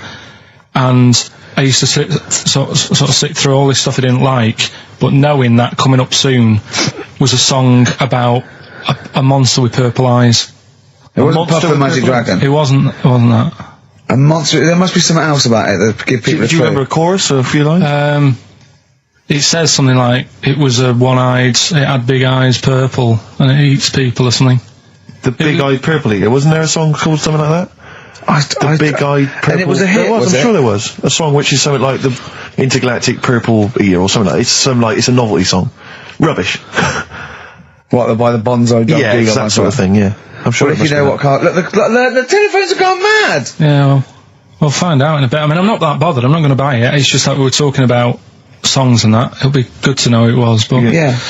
Right, Rockbusters. Okay. Now, how long? Where did you get the phone? What do you want to just answer? Well, answer the phone. So just answer the phone. See what it is. Just see someone's. Hello. Hello, mate. All right. Yeah, that song, I don't know if it's by, or is that what you want? That's the bit I wanted, really. What's the name of the song? Well, you know how it goes, it's like, born nights on and dawn out of Yeah. Oh, yeah.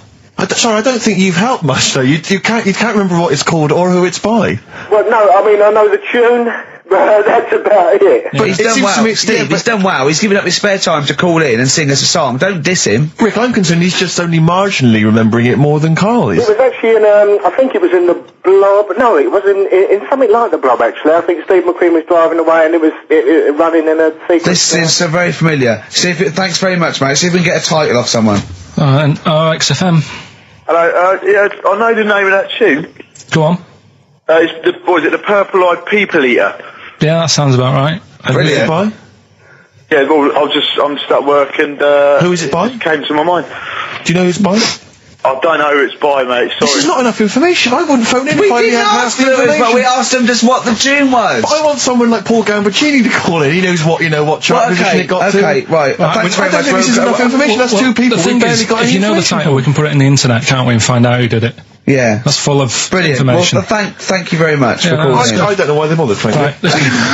Sorry, no, I mean, I just think if you're going to bother to call in a radio station, have the facts. Have all the facts you have. Well, he hasn't got the facts, and he runs the radio station. He doesn't run it. They keep him here like a mascot. He's like a pet, isn't he? They have him running around the office. God. Now listen, it's Rockbusters. I've got the prizes here. Rick, I'll be honest with you. I mean, we've given away some shoddy stuff in the past. This is the worst collection. Is it? This is really scraping the bottom of the barrel, Karl. I mean, hold on, the phones are going mad. If you're still phoning, hang up because we're not going to bother anymore. We're really sorry about that. Maybe email us or something. How many of these can we give away? Look at that. It's only Fools and Horses. It's the Christmas special from not this year, the year before. Yeah. I mean, we have given away so many of these. I imagine there's charity shops throughout London. Throwing them away. Yeah, throwing them away. Yeah. So we got that. Dear. And if you didn't watch it, if you weren't one of the 20 million that watched it. Blue-eyed, fat-legged, purple eater, people, if they had a big and it had a big boo. It's something like that. And once again, the best chill-out album ever, with, this pretty much rubbish. It was a big boo. Actually, no, the songs were okay, but it's just basically a collection of songs you might have heard on adverts. So enjoy that. Oh god, this one again, the best air guitar album in the world, Volume 2. This is no longer an entertainment show.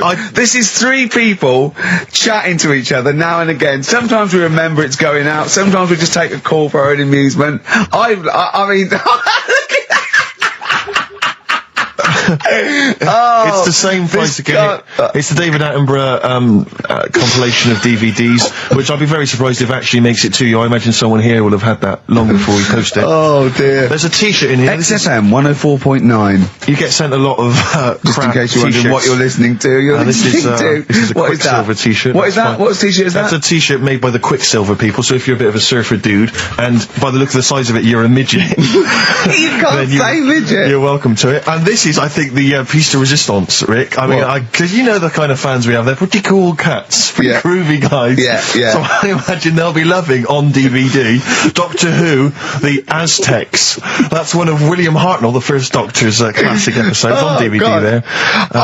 You know, rubbish. That's rubbish, Carl. Those prizes. I'm ashamed to give them away. Carl, you know our mate Johnny. He's a Doctor Who fan. Yeah. Do you remember? He bought the Doctor Who magazine, and he went to the toilet, and Steve got post-it notes and put geek on every page, and Johnny opened it on the tube, right, and it had geek and everything, and Johnny bought in the new Doctor Who magazine, I think this week's or this month's, right, and they've done the perfect Doctor Who fan, right, what the geek is, right, and it looks exactly like Steve. Alright, don't have a go, Rick. It does, and he went, and I'm going to try and put it on the website. It's amazing. It's got your hair, glasses, it stands like you, it's sort of dressed like you, and it's only, it's hilarious, and he was, I mean, I'm insulting you now, it sounds like an insult, but if you'd see it, you'd laugh. Well, Rockbusters, right? Yeah. Right, here we go. Just a little bit annoyed.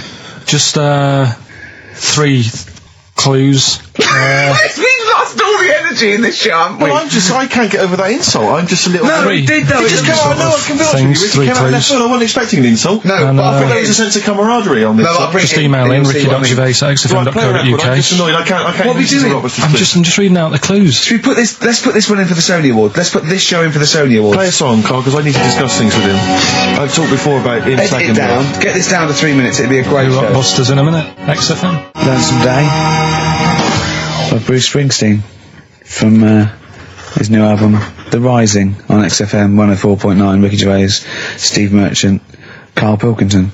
Foreman just phoned in and said to Karl, stick up for yourself, don't listen to that Merchant, he does my head in, he's so arrogant. I don't think I'm arrogant, I think I'm mean.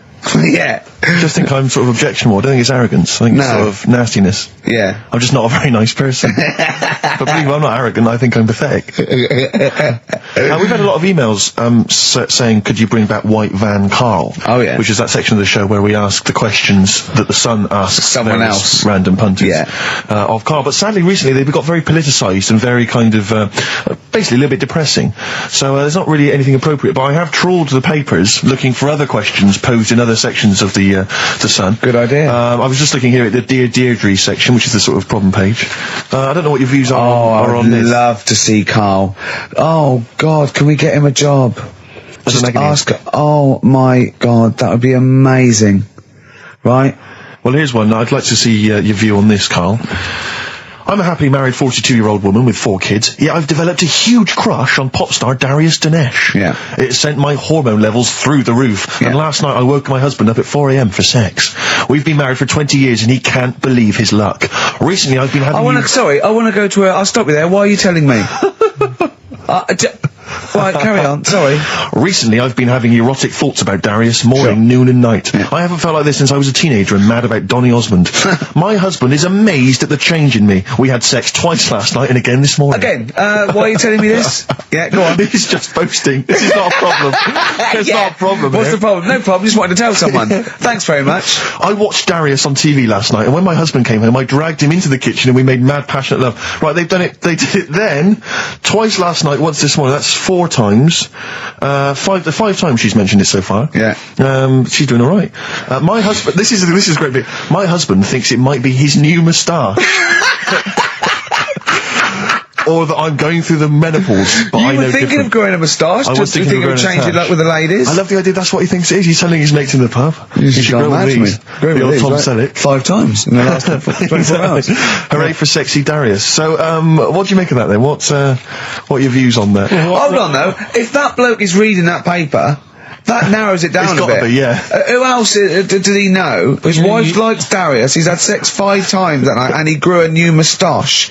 He's thinking, I wonder if that's me. Maureen. Yeah, go on. But what's your concern? Because I'll tell you what her problem is. She's worried that, the reason that she's now kind of overly excited and she's, having this great sex with her husband is because she's actually fantasizing about someone completely different, younger. She's having these wayward thoughts, isn't she? She's a bit concerned about that. What's your concern? What are your thoughts? I reckon she's going to start shoplifting soon and coming out in hot flushes. Go on. Just, they're both happy, aren't they? He's getting what he wants. She's happy. I'd say, yeah, whatever, get on with it. Do you think that she should confess? She wants to be honest with him. I wouldn't, because not that many fellas like Darius. Right. So if you're sort of thinking, oh, she'd rather have him than me, I don't What do you think Darius would think of this? He'd probably be happy with that. I mean, what would you do if you got loads of phone calls, right, from women going, Karl, whenever you're on the radio, I just have to do it. I just have to do it. Your voice makes me... I'd say, right, well, you know, it's alright. I'd be happy with that. Would you? Yeah. I mean, just in case anyone is doing that. What would you do to sort of like egg them on a little bit to help them out? What do you think? What sexy things would you say? What do you think is your quality? What do you think people would find, you know, pretty horny about you? Is it your sort of mank wine, do you think? Like, just say this, London shit, innit? I think say that, but, you know, London, it's not that good, is it? Like I think you've done it there. So that's say something quite sort of sexy though. Say something like, you know, well, I love to love you. Say something sexy. Say that. No, say something sexy. Sue's answers to me, you know, do you love me? I go, yeah, you're alright. I know that's true. Yeah. I know that's true. That's brilliant. But because one of the things that Deirdre says is that she's wondering if this marriage is going a little bit stale and needs to be freshened up. They need to give a new spice, a new spin to the marriage. What would you do? What advice would you give to spice up, you know, something that they've been married for quite some time? Get Darius, all Darius things, get David Snedden's new video on the telly. What do you reckon though, Karl? Just treat them. Do you know what I mean? Just surprise them now and again with stuff. That's what I do. It's what you got those condoms, didn't you, that you got two for? Hang on, what? You've never done that? What? You've surprised Suzanne with what? You know, I've like, you stood behind a door and shouted at her when she comes in. Don't drop the jelly! You know, just the usual stuff. There was some free chocolate delivered to work the other day. I took her a bit of that home. Nice of you, that's really thoughtful. She didn't like dark chocolate, but I said, well, it's a thought. So, I had it. But, you know, you often benefit from any gift that you give her. The chocolate, the meal, the condoms. There's always something in it for you. Yeah, there is. I love the idea. She's got bored with the Christmas present now, though. What, the condoms? Yeah. Or the food that she ate. No, the condoms. Right. Yeah, she's got tired of filling them with water, throwing them at the passing kids, or putting them on her head and inflating them. I love the idea of asking problems. What do you think of erectile problems? You know, that Pele advert, he goes, be careful, we haven't got erectile problems, call this number. What would you do if you're impotent? What would you do? What's the advertising? Just saying, like, you know, if you can't, you know. I haven't seen that. Yeah. Why have they got him doing it? Well, he used to be able to keep it up for hours, the ball, and what would you do if you... To advertise that? No, if you suddenly couldn't get, you know, what would you do? I don't think it'd bother me now. I know you're 30! You were talking like you're an 80-year-old. Yeah, but do you know what I mean? You sort of been there, done that now. It's like the boxing and the dancing that I did. It was good as a kid, and now it's like, take it or leave it. It's a right to Deirdre. Supergrass, Seen the Light, XFM 104.9. We're a little bit worried. We might have a technical hitch here. We've had no emails, and usually we get loads and loads. So we're worried it's us. Can someone send an email? Just a test email. Yeah, but we won't know if they have or not. They might just be ignoring us. No one might be listening, Steve, so this isn't proof. I guarantee there's at least one person who would send an email. Maybe if Dickie Anderson's listening, he could do it for us. Anders! Do us a favour for all the pleasure we've given you over the last few years. ricky.gervais@xfm.co.uk. If you haven't heard the Rockbusters, might as well give them out. Well, let's check the emails working before we do that. Yeah, otherwise it's a complete... This whole show has been a sham and a farce and a waste of time. Well, I think they can take that as read.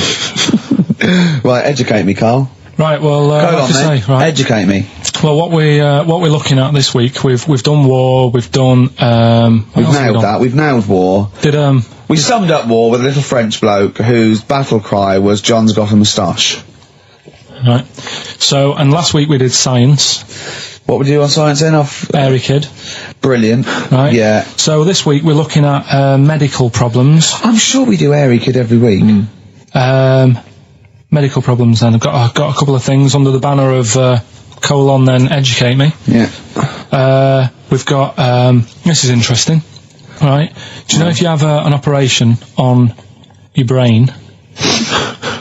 Right. What they do is I mean, this is why I'd never go to the doctors. I don't like doctors because this sort of stuff freaks me out, right? They can operate on your brain, and what they do is they put you to sleep first, cut your brain case open. Your skull, yeah. The brain case. Yeah, yeah. And then wake you up and operate on you. So you sat there with your head open, messing with your brain, and you don't feel anything. Well, there's no nerve endings, is there, in the brain? But still, it's not right, is it? What, you think they do it for fun? No, they go on, Reg, wake him up so he's all freaked out. Is it necessary that you're awake, do you think, or... Well, they need the brain active, don't they? Yeah, but it is when you're asleep, you're having mad dreams. I had a mad dream the other day. Go on. No, I might tell you about it later, but there's no sense to it. But, so your brain's still... this conversation. Yeah, I mean, it'll turn out, I go, no, Carl, I was there, that wasn't a dream. Yeah. No, but... So, I mean, if I had an operation... On your brain, heaven forbid. Well, operation anywhere, I'd like to sort of think, well, I'll have an injection, I'll go asleep, but when I wake up, it'll all be sorted. Yeah. The fact that... Your brain case is open. And they wake you up and you think, oh, is it all done? They say, well, have a look in the mirror. And your brain... See, I don't think they do that. I don't think they try and frighten you when you're doing an operation. Yeah, I don't think that you go about your business and they sort of follow you around, dabbling. Yeah. No, but it's almost like they are having a bit of a laugh with you. Right, well, I'd just like to say now that they don't. Anyone who's going in for an operation on their head, do not ever listen to anything Carl says. Why have you got to be awake? Because you'll be bored anyway, you'll be sat there. Well, they give you a telephone directory, look, and they say, look how many Macs are in there. That's the Scottish telephone directory. And, you know, time flies when you're counting that sort of thing. No, but do you know, like, when you... What are you telling me? What are you asking me? I'm just saying how weird it is. It's weird, isn't it? It's like, do you know when you go for a haircut, right? It's a bit embarrassing. Well, I don't anymore, but when you go for a haircut, it used to be... you go for a haircut? It used to be a bit embarrassing when, like, they'd wet your hair and they'd make you have that sort of Hitler cut because your hair's wet, and I used to hate it, and I think, do you have to do that? Do you know what I mean? You know it's what I mean, similar. It's very similar to open skull surgery. What I'm saying is, it's almost like barbers like to do that to make you look daft and feel daft for a bit, and there's women coming in and out, and you're sat there with a daft haircut. Yeah. And this is what that reminds me of. Do you think they do it in a shop window? This brain operation? I'm just saying, it's a bit weird. Why are we doing it in John Lewis's? Just so more people I love the idea that that's what doctors are doing. Let's make this guy look a bit stupid. Yeah. Open his brain Look case. at the twatty look with his brain out of his head. Take a Polaroid, Reg. Take a Polaroid. Look at him. Look at his face. Right, clock his face when I give him the mirror. Get this on camera. Put this fake nose and glasses Sorry, did you teach me something then? Was that educational? I taught you that your brain case can be open with your awake, and you just sat there sort of letting them get on with it. Brilliant, I've learned that. I'll never forget that. Right, go on. Anything else? You'll love... Let's play a song, because the next one is amazing. What, even more amazing than that? Yeah. Play a song? Yeah, bit of Bowie? No email still, by the way. No, I don't think it's working. It's not working today. Lady Stardust. We'll have to do a phone-in for Rockbusters. Off the Ziggy Stardust album. Alright. Bit of David Bowie. When's that ever hurt anyone, Steve? Never. Lady Stardust off Ziggy Stardust and the Spiders from Mars on XFM 104.9. I'm Ricky Gervais, Steve Merchant. Karl Pilkington is in the middle of educating me. Then, educate me.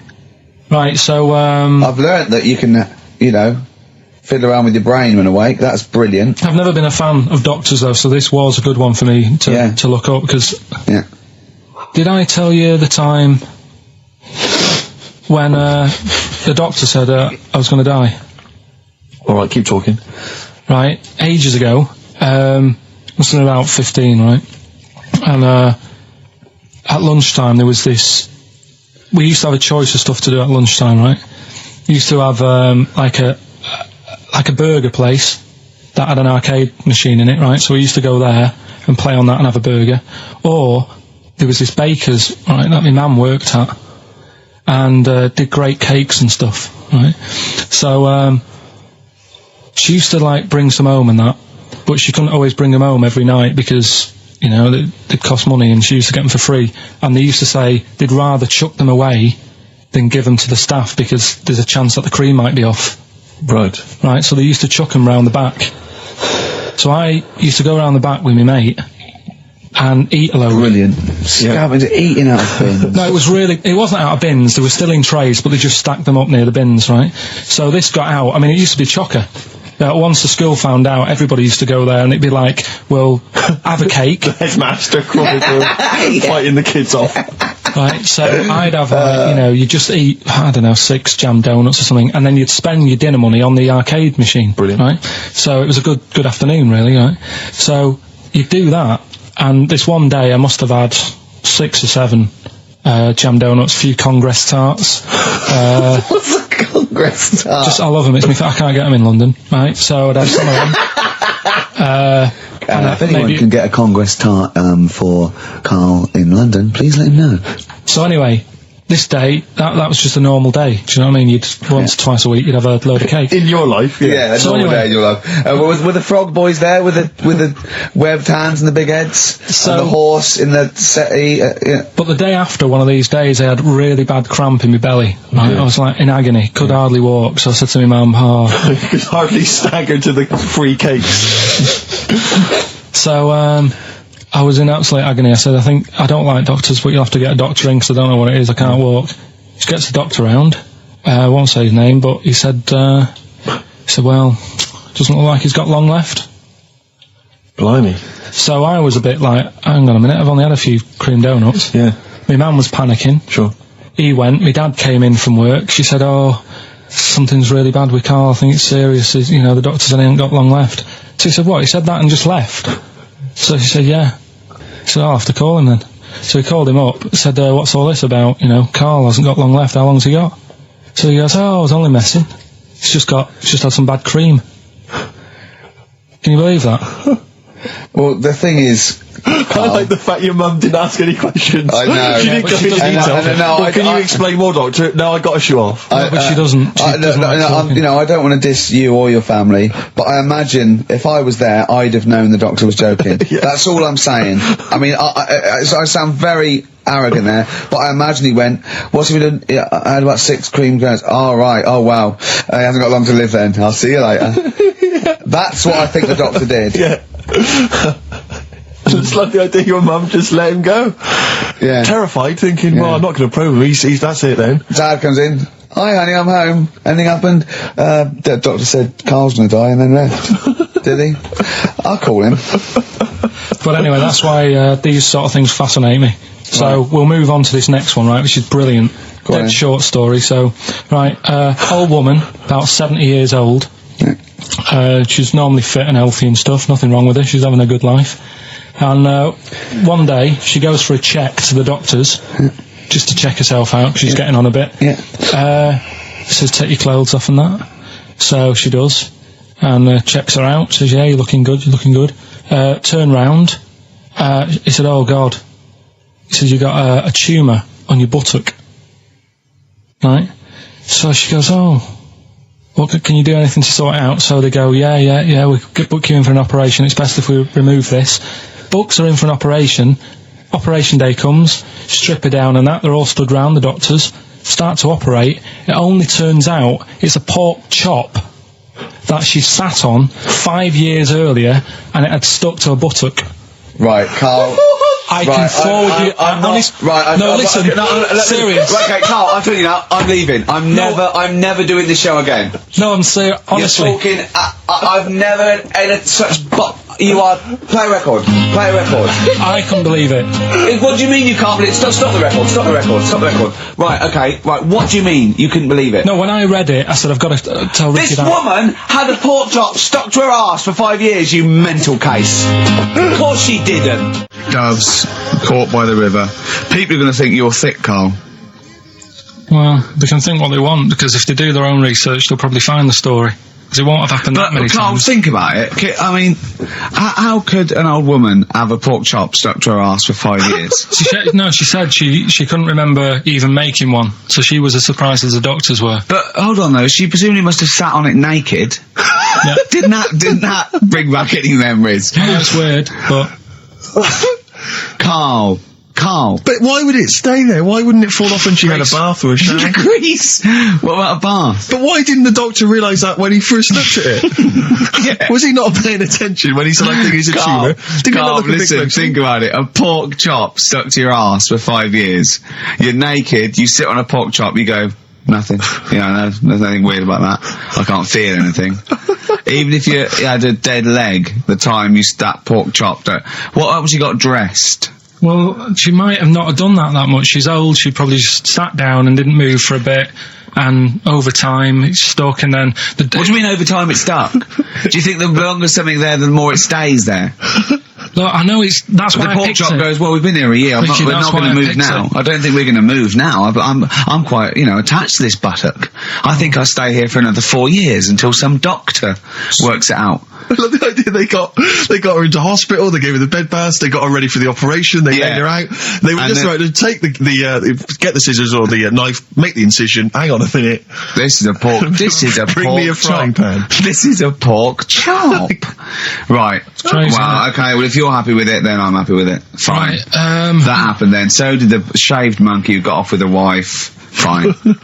Rockbusters then, we've got a problem with the email this week. Yeah. So the least of our problem, I think. They're not coming through, so I'll give out the clues again, and then you can call in on 08700. Only call if you know all three, you can rattle them off. Yeah. We'll do it during the next record, so the number is... 08700 800 1234. Right. 08700 800 1234. Right, okay, so you got that. So call in if you know all three. Yeah, the three, just to recap. I've got 3 other jumpers like this one, the initials FT. That bunch of people can't make up their minds if they want to sit in the sun or not, right? That's C. And the Jamaican fella had some aspirin. Why did he do that? Right? That's FD. So if you know them, give us a call, and it's just the first with the 3. Right, well, I think they're calling now, Carl. So play a lovely record and take some phone calls, and let's get this. Do you want to play this old Lulu track? Oh yeah, don't laugh when you hear Lulu, because this is A Man Who Sold the World by David Bowie. It's a good version. Syntax, Pry, XFM 104.9, Ricky Gervais, Steve Merchant, Karl Pilkington. Right, get off. Right, what you got next? Right, well, running a bit late with this, but it's time for Do We Need 'Em? We're looking into what I'm really worried about this, because everyone's getting that last clue wrong. I reckon it's so rubbish that even your mental fans can't work it out. Yeah, it's a tough one, but... Give that final Rockbusters clue again. The Jamaican fella had to have some aspirin. Why is that? Why did he have to do it? No, hold on, that's changed. Well, it doesn't matter. The story. Oh, it doesn't matter. That's the point of a cryptic clue, isn't it? Oh, do. What have you got now? Right, so we're looking into animals that we get rid of. I've spoken to someone about snails. I spoke to someone about jellyfish, and that, and looking at cockroaches today. Right, now who's the expert? It's a woman called Jessica Marshall. Right. Does she know that you're going to play this on the radio? Well, I called up, right, in the week and said, can I talk to someone about cockroaches? And she was like, is that Karl? She knows who you are. Yeah. Right, so she already knows maybe your angle, your approach. Yeah, she was she's an expert, she's just not just some random person. No, she works in a museum, a good museum. I said I'd give it a plug. It's the one near Knightsbridge. It's got dinosaurs and that in it. It's worth seeing. Natural History Museum? Yeah. So, not sure. He's not sure. This is what happened.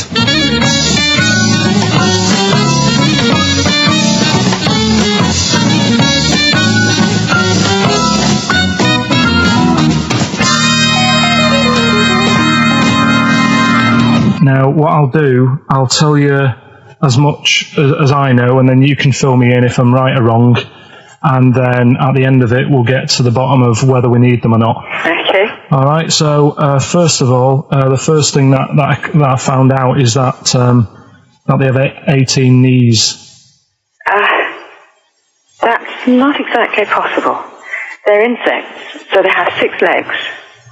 Yeah. And a knee is usually the junction between femur and tibia. That's sort of classic human knees and every other animal knee. So with 6 legs, you can only have 6 knees. Could somebody sort of got mistaken for seeing one that was a bit double jointed? I think you're grasping at straws or something. All right. Well, we might have to come back to that one then. Okay. They can hold the breath for 40 minutes. Well, they don't do that because they don't breathe in the same way as us. They breathe through little spiracles, holes down the side of the body. So,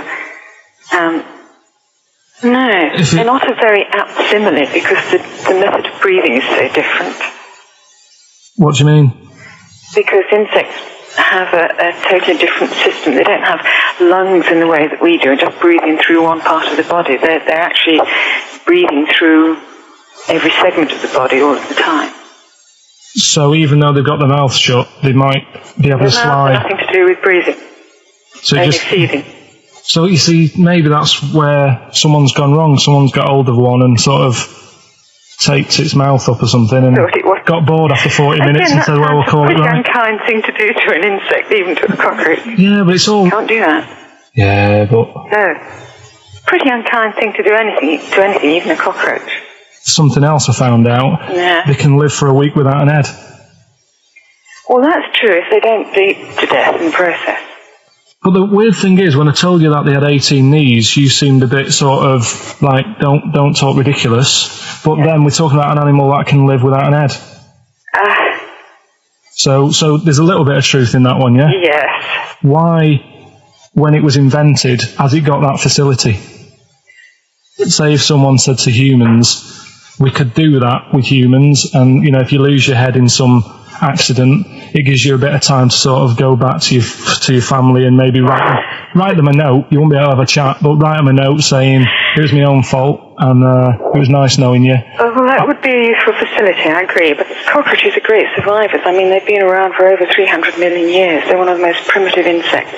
All right. Well, I've also, is it true that they do a lot of resting? Apparently they can sort of rest for 75% of the time. Rest? Yeah, they just sit about doing nothing. It's probably true of a vast proportion of the world's fauna. Well, I mean, maybe the 25% that they are working, they're really giving it some, so it might make up. They're probably searching out food and, yeah, they can slow down considerably. You can chill insects in the fridge and they'll become very, very quiet. You might think they're dead. Yeah, but I'm sure, you know, if we were sat in a fridge, you know, we'd go a bit quiet, wouldn't we, you know? Well, you might not know much about it, of course.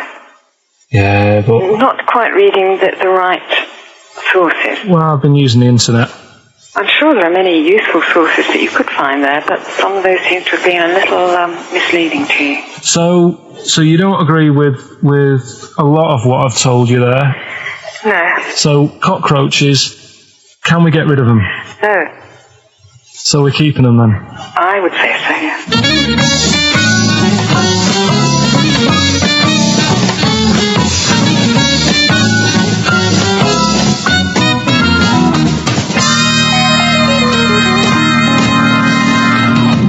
I think we should get her on more often because she sounds like she'd be a bit of an ally, really. Because she knew immediately that you were talking nonsense. She even said, I think you should be more concerned about your sources, which I've been trying to tell you for a year. Right? The fact, I mean 18 knees, where did you get that from? It's on the internet. They can hold their breath for 40 minutes. I mean, I don't know what you read and take on.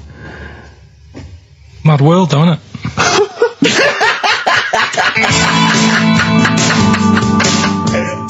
Right. The Cure, obviously. Yeah. Right, Carl's been taking phone calls for these clues.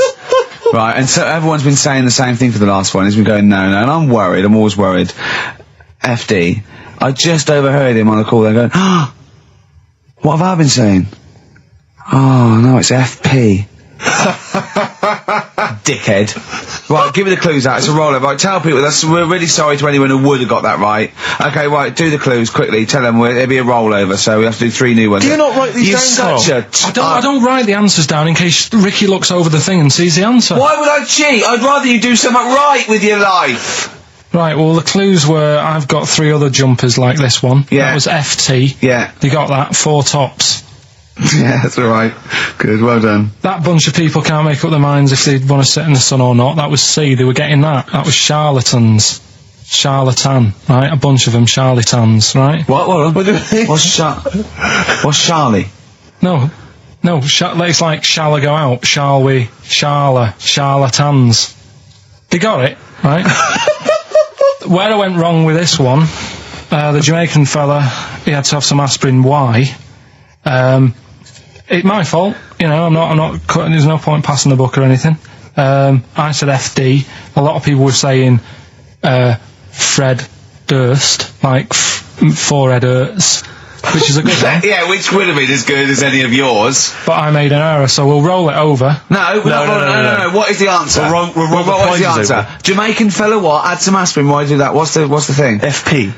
It was Frida Payne. Frida Payne. Frida Payne. That's awful. You've got to write these down next week. This is I'm right. sorry, You're the producer. I know, but I've had a busy week, haven't I? That's not an excuse. That isn't an excuse. Our excuse is we don't care. Yeah. You do put care. the work in and then make a mistake. Yeah. It's better not to try than try your hardest and be rubbish. Do you see what the point? We don't care. But you've got standards. Yeah, and you're not meeting them. Think of that. You're not even reaching your standards. God. Right, well, that's that, I guess. Well, the prizes will be giving those away next week. Again. Just completely... Song for the ladies to end the show with. It's from Nick Cave's new album, Nocturama. This is a track called He Wants You. Back next week. Remember, Frida Payne. Jet, are you going to be my girl on XFM 104.9? I'm Ricky Gervais, with me Stephen Merchant. Over there, little roundy bald head of Karl Pilkington. Good news and bad news. Good news is, boys are back in town, we're here for 2 hours. Hello. Bad news is, we have no monkey news, gay fella news, or little Chinese fella news. Really? We're going to try and, you know, leave that for a week, and then maybe come back to it. Yeah. Why do I get the feeling that within 20 minutes we'll be talking about little gay Chinese monkeys? Karl, think of that. We have got monkey news. Have we? Oh, yeah. So we've already broken that promise. Oh, okay. I thought we were going to try and sort of talk about something else. I've just done Jonathan Ross show, and they don't talk about the same things every week. It's weird. It is weird. But, or as Karl says, weird innit? Yeah. So, gave this show about 5 plugs. Nice one. Yeah. So, I think we'll get upward of 800 people listening. Oh, double. For the first 2 minutes. Yeah. And then turning back. They're already switching over. I'd have thought so, yeah. I spoke to my friend yesterday. He's a little bit of an old fella, and he said that for his own amusement, he had an iPod in his car, and he bought a little sort of transmitter, and he could transmit the music from his iPod to sort of just beam it, kind of as he was driving along, to sort of passing cars. What do you mean? Make their radio play it? Well, but if they had it in the right frequency, yeah. I mean, pointless, completely pointless, but not dissimilar to this show, I imagine, in terms of the number of listeners. Yeah, but I was going to say, what's the chances of people having this frequency Absolutely on? Pointless. So it's probably about the same, yeah. Do you know what it reminds me of? When I was young, I wanted to get into radio. I was excited in radio. When I was sort of in my, I don't know, I was 11 or 12, my friend and I, we got a little mixing deck, and we used to host our own radio show. Brilliant. From his bedroom. We didn't have a transmitter, so we'd put some speakers in his front garden, in some bushes, and sort of broadcast it to people who were walking Again, by. probably over the week more listeners than this show. Almost certainly. I love the idea. It never happened, but I always was hoping that maybe some girls would just come by and just like sit and listen. These guys are great. I don't know where these sounds are coming from. It seems to be that bush, but... Or Noel Edmonds coming along going, who are these guys? Yeah. Can you get on my website? Can they stand in for me when I go on holiday? Yeah. I did sort of pirate radio. No, go on. Got into hospital. Yeah, the normal radio, but you had an eye patch on. Go on. Dad was in hospital, right? And he was having some operation done, right? And went to see him, and didn't have that much to say to him, right?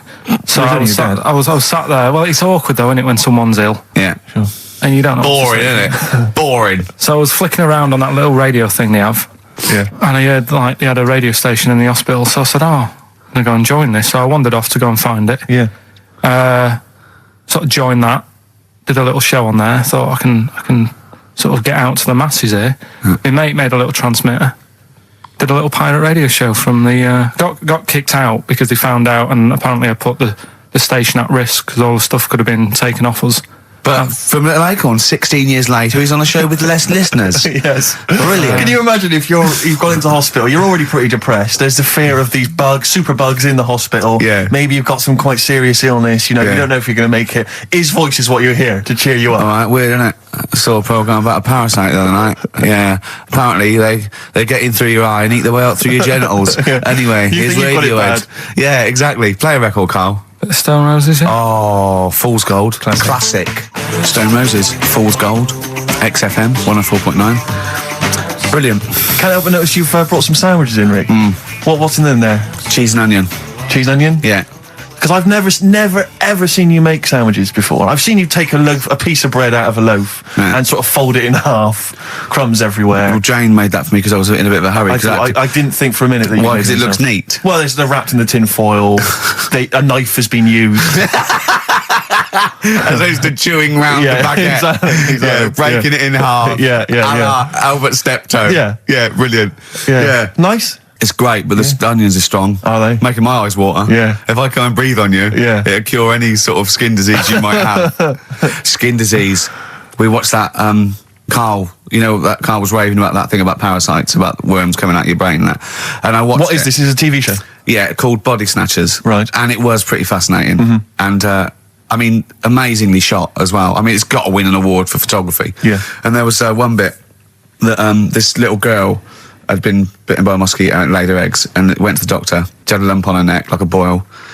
And they pulled it out, and it was like a bullet, this maggot. Oh. And they put it down, and it was wriggling in her blood, right? But the hole left was sort of aesthetically pleasing. Like that feeling you get, like, I once had an ingrown hair, and I quite liked it when I pulled it out. And it's a perfect little hole. And I thought, I wouldn't mind having those as long as they sort of like healed over. What are you talking about? I don't know. It's weird, isn't it? But why would you want a hole in your body? No, it's got pulling something out, sort of like pulling something out of your body. It's I sort don't of know what you're cleansing, talking isn't it? No, but it's sort of like, I don't know what it This is it. You watch one programme recommended to you by Karl, you've turned into Karl. You want a hole in your body? No, it was like, like squeezing a really good sort of like spot. I mean, I haven't squeezed spots for ages, and I'd never had spots, but maybe that's it. I didn't have spots. Right. And I always thought that'd be nice, squeezing a spot. I don't know what you're talking about. Why would these things be pleasurable? Why would an ingrowing hair? That's great fun. That was good, because I got it. It was like a little lump, and I pulled it, and then it pulled out, and it was like left a little. I know what you mean. Because I get thick hairs and like really. Oh, when they come out, it's like a bit of wax. Yeah, like putting out a little candle. And I love that. What? Yeah. Because I've got not much hair on my head. No. Right? It sort of grows thicker on my face. No, not true.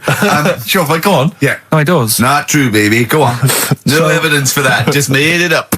So it grows sort of thicker on my neck and that, and now and again I'll see like something that's like a twig. Right, it's really thick. Yeah, you feel it, and then you think, oh, I'm going to have that. And then you work at it, and then when you get hold of it, it's brilliant. It's like pulling out, it's fantastic. It's waxy and build up, and it pulls it out, and it stretches your skin, and it leaves a hole. I've just realised why we talk about Chinese people, monkeys and gays every week. Why? Because this is a sort of replacement. This is what we've got if we're not talking about them. But it was great as well. And there's this parasite, right, that lives in a fish, right? And what it does, it changes the fish's behaviour. Because to breed, it has to get its body temperature up, so it has to get into a bird. Right? What needs to get into the bird? The fish? Parasite. The parasite needs to get into a bird, right. So it changes the behaviour of the stickleback, and it makes the stickleback sort of suicidal. So the stickleback doesn't flee when it sees a heron, it gets caught. Right. Because this stickleback has changed its behaviour. Karl didn't quite understand this, did you? I still don't really get it. I watched it, and you see like the fat fish and that, and you go, oh, it's not well. But I don't understand. Well, all it does is, it has to get into a bird, because it has to breed, to lay its eggs, it has to have a raise of body temperature. So the fish is cold-blooded, so it has to get into a bird which is warm-blooded. There's lots of things. There's certain things at that level. Why is it doing that? Because it needs the temperature. It needs the heat energy for its reaction. Just like, for example, that's why your balls are on the outside. Because the cells have to be a certain temperature to survive. I don't know if it's the sperm or Sertoli cells, but they have to be a couple of degrees below body temperature. Otherwise, they'd be in a nice cage and we wouldn't get kicked in the nads. What do you mean? That's why your testicles are on the outside of your body. They have to be a couple of degrees below body temperature. Yeah, but that isn't why they're there. You see, this is like the chat we had last week about the giraffe having a long neck. What do you mean? They're there because that's where they happen to be. They didn't go right. Well, that's what evolution is. It's a selection process. It's not a will. The balls didn't say, look, I'm too hot, let's get us outside, let's get outside of here. All right, hang on a minute then. What? So a little man monkey, right? Theirs are in the same place as ours. Yeah. But they're walking around naked, so it could be anywhere. They could be like on the back. It doesn't matter where they are. They call it, well, they could be on the back, yeah. So why aren't they? This is a completely different... Steve! You started it! I wash my hands of the whole affair. And we're not only back to balls, but we're back to monkey balls. Yes. In one thing from about parasites, we're back to monkey ball news. Yeah. How do we get back to chimp testicle news? All right then. So this worms in a fish. Yeah. It's like a little platyhelminth. I think it's some sort of. But what I mean is, why are they about? What do you mean? They Why? evolved. But why haven't they died out? Because they're very successful. Yeah. What do you mean? Yeah. What do you mean? Yeah. Tell me the brain event that made you say yeah in that 1 second gap. Because in a way I don't get it, and if I think about it too much, it hurts a bit.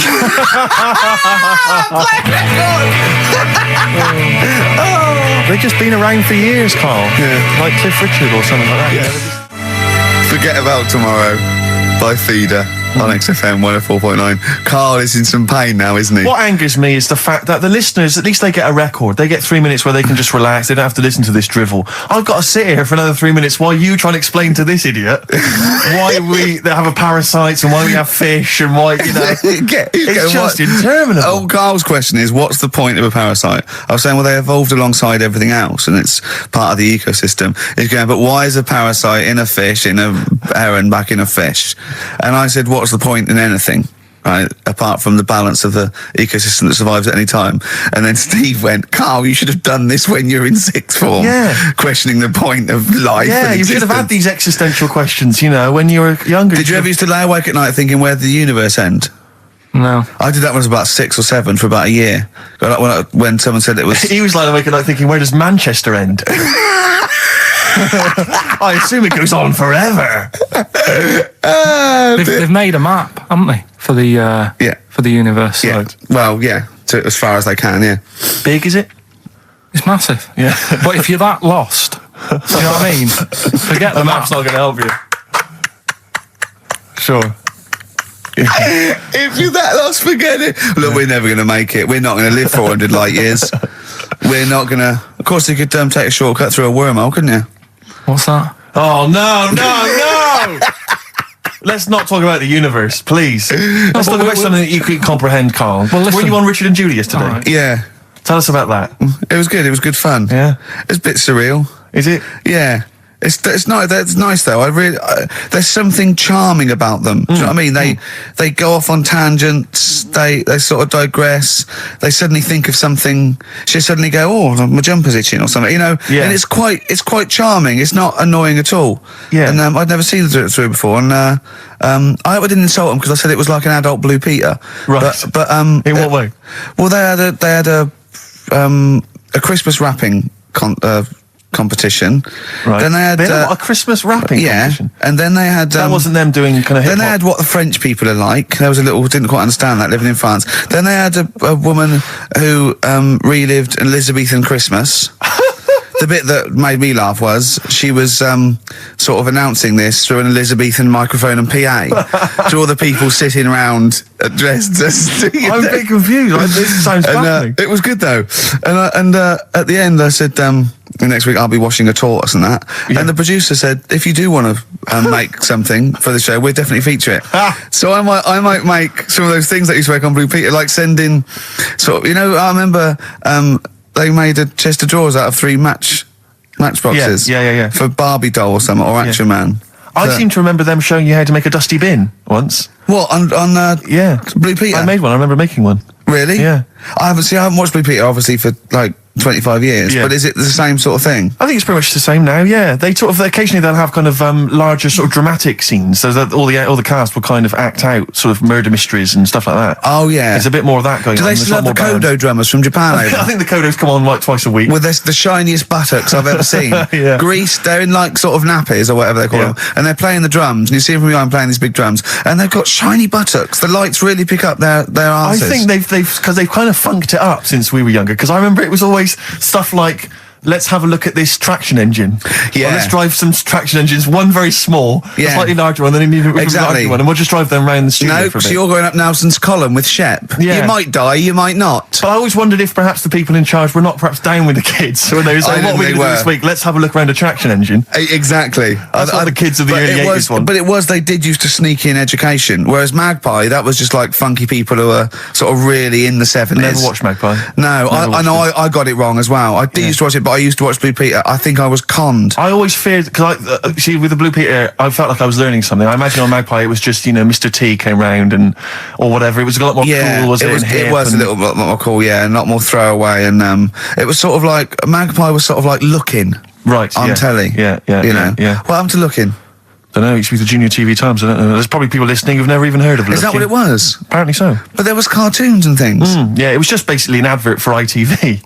Looking. Oh, was it? Almost entirely, yeah. And did it have like a Laurel and Hardy strip or something? No, it would have things like the story of 5 Star. Really? And is it like the ones in the News of the World? Not dissimilar. Brilliant. Yeah. Hey, I've had 5 kids. Next picture. Bought one of them a guitar. Next one. We're at number 7. Yeah. Brilliant. Next week, Tina Turner. I love the fact that 5 Star is still touring. There's only 3 of them now. Really? They're still called 5 Star. Really? Yeah, I thought there was 4 Boney M's at one point. Tribute acts that each one of them had a... And then there was a 5th who was someone who wasn't the original member of one of the Boney M's who set up a splinter group. It was ridiculous. Yeah. I don't know how many there are now. Yeah. I was thinking what we should do on this show as well is have a doctor. Right, just sitting in the corner. Worried about your health? No, just so when Carl says, why are your bollocks there? The doctor can now go, well, let's ask doctor. Right. And he goes, they're there because I don't know. And we need a vet Dr. as well. Fox available? we need a doctor, probably a vet, some sort of vet or a naturalist would be good. And what else? Oh, and a physicist or something, or an astronomer. What do you think, Carl? I'd love that. Would you really? Yeah. Is there any doctors listening? Of course there are. As if a doctor would listen to this. If you are a doctor, I want a qualified doctor. I don't mean someone who's in their 2nd year at medical school. We're not interested in that. Right? A qualified doctor, a GP, or any specialist, and you maybe want to contribute regularly, give us a call. Yeah. We'll even give you a special phone line and stuff. Yeah. Not for now, though. We're going to get a lot of mentalists, aren't we? I would adopt a nom de plume, an alternative, identity, because your patients are going to flee if they find out you listen to this. Exactly. What's the phone number, Carl? Well, they might as well just email in with the number, mightn't they? That's because you don't like answering the phone. No, I just think it's a better way of doing it. Okay. How can they prove they are a doctor? Just, Go on, Carl. Something to do with, Go on. Something to do with... What thing could they say that we'd say, well, he's definitely a doctor, or we wouldn't know that? Think of something. Well, I'm not a doctor, so... We're on the radio, Carl. When we ask you a question, you've got to speak. I know, I'm just thinking, I don't know how you'd know, because you never ask them, do you? If you need their help, you don't think of going, no, before you do this, do you know what you're doing? But saying that, right? Go on. Go on. Talking about this the other day. Yeah. What was it now? Listen, a fella. Play a listen. record. Do you want, let's just, all right. All right, he's got it now. Go on. This fella goes to the doctors, right? Oh, right, okay. Right, if this is in any way apocryphal, stupid, illogical, impossible, right, you are never, ever speaking again on radio. So make sure this is at least possible. I'll tell you what, I'll even give you improbable but possible. So if there's anything that breaks the laws of the universe or logic, okay, that's all you have to avoid. On you go. Right, so this fella, right, he goes to the doctors because he's got earache. Right, okay, if a chimp's living in his brain... Go on. So he's got earache, he's sat in the waiting room and his ear's all bunged up and it's hurting a lot and what have you. So the doctor comes out and he goes, right? And because his ear's all bunged up, he doesn't hear it that well, right? So he thinks it must have been me, right? So he wanders in. Keep going. Anyway, I'm going to hate this. I can just feel it in my bones. Steve, I'm going to let you take over. Okay, let's hear it. So the doctor says, sit yourself down there, right? So he sits himself down. He goes, right, take your pants off, right? So he's thinking, that's a bit odd. Anyway, he heard that though. He apparently he took his tackle off. The doctor did some operation. What, there in the waiting room? No, in his office. In his office, yeah. What? Wait. So he removed what? His genitals? Yeah. In his office. Why, Carl? Because he hadn't called him in. Oh, he'd called in the bloke who wanted his testicles taken off, and he didn't do it. What? So the doctor went out and said, Mr. Jones, who's here to whip off your cock and balls just here and now, right? bloke comes in, didn't it? It must have been me. So the bloke with who wanted his balls taken off didn't say, I think he said me. So he didn't interrupt then. So the bloke goes in, he starts taking his testicles off, and he doesn't say, I'm here for me ears. What are you doing with that?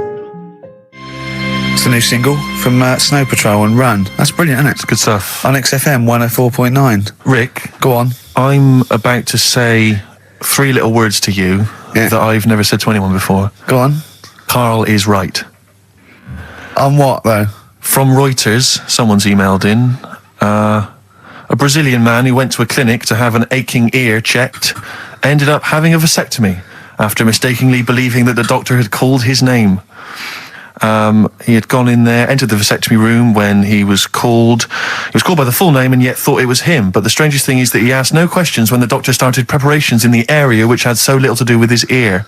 He later explained that he thought it was an ear inflammation that had got down to his testicles. And the fellas came off. Extraordinary.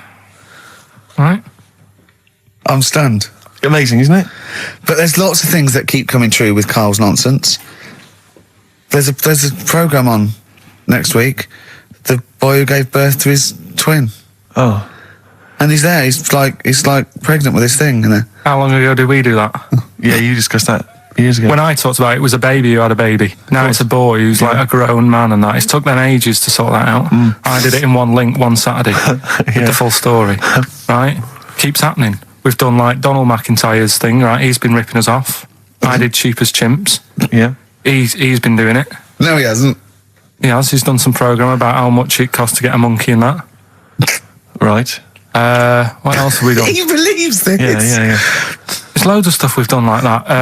You had the maggot coming out of the head. I laughed at you. Yeah.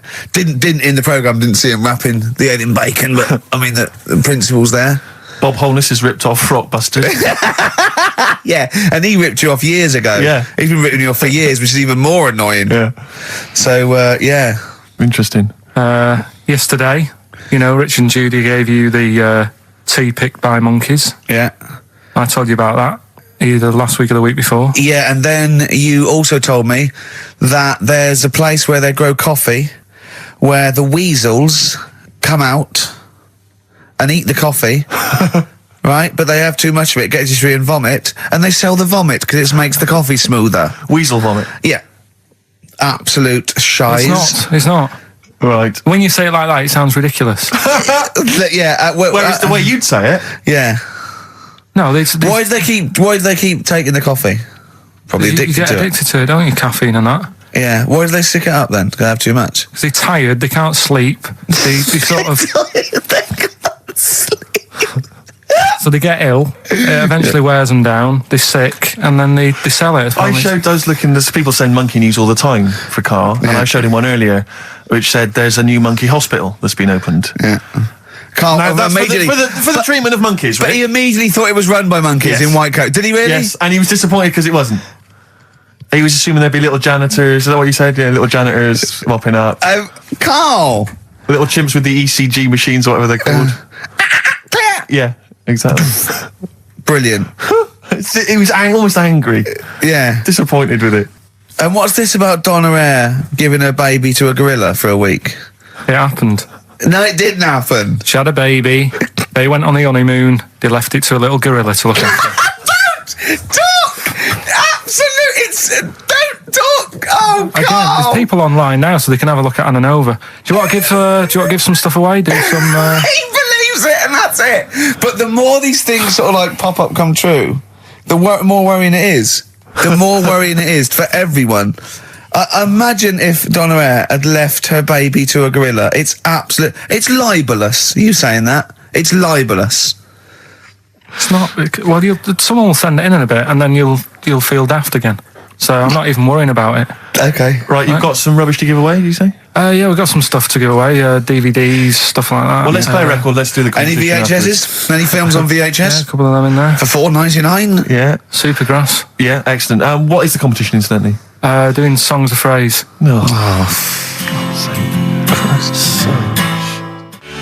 Supergrass, late in the day on XFM 104.9. There's too much to get through here, Rick. Go on. There's too many things. We've got systematically. Am I going to eat my words?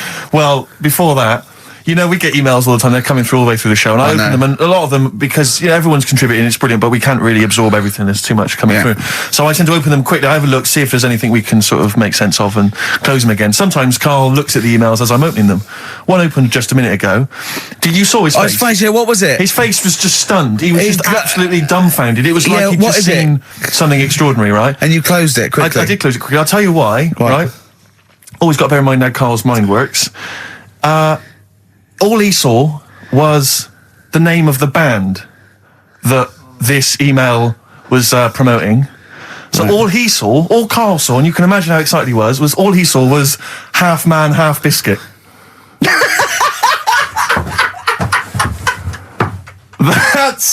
That's all he saw.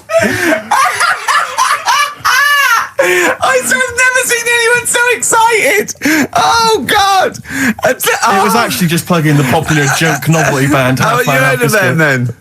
No. Imagine how excited he was. That is fantastic. Half biscuit. Brilliant, Mr. Garibaldi. Oh, half man, half biscuit. That is genius. Oh, amazing. I just saw it, and when you closed it again. Yeah, but the thing is, if he hadn't have told you that, and he'd have erased it, next week you'd be saying about what they've done in scientists, they've cloned a man with a biscuit. He's got currants for eyes. Never go swimming. What?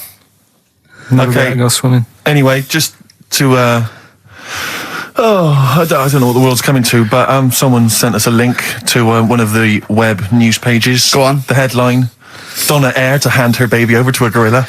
Well, it's not. It's not going to be what he thinks. Listen, Donna Eyre and her zoo owner boyfriend Damien Aspinall intend to place their baby daughter in the care of a gorilla.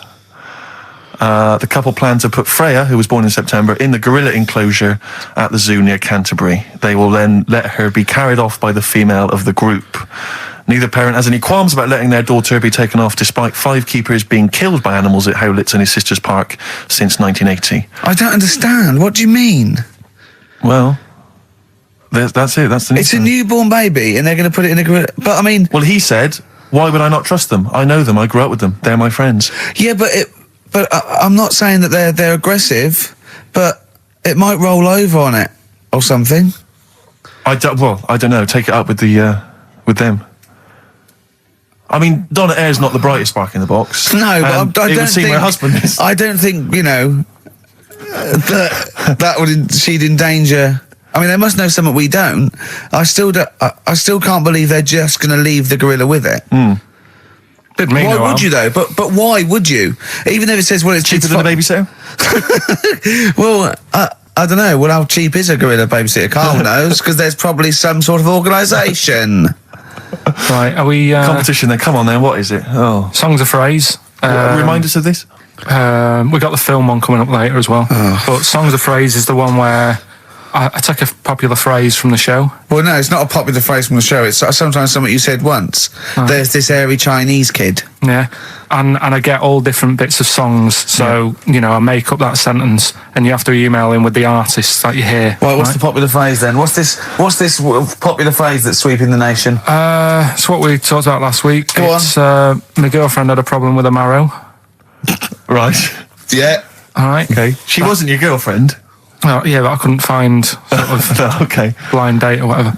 So seven artists it's taken to make up this. My girlfriend had a problem with her marrow. Well, that's at least 8, so... Well, maybe not. I think I've managed it in 7. Anyway, here we go. I want the artists. We'll look at the names of the artists. Get a pen and paper, make a note. What artists are you hearing here?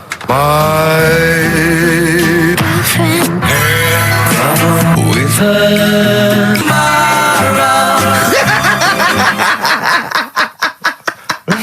Very good. Oh, okay. What's more? So, what are the artists?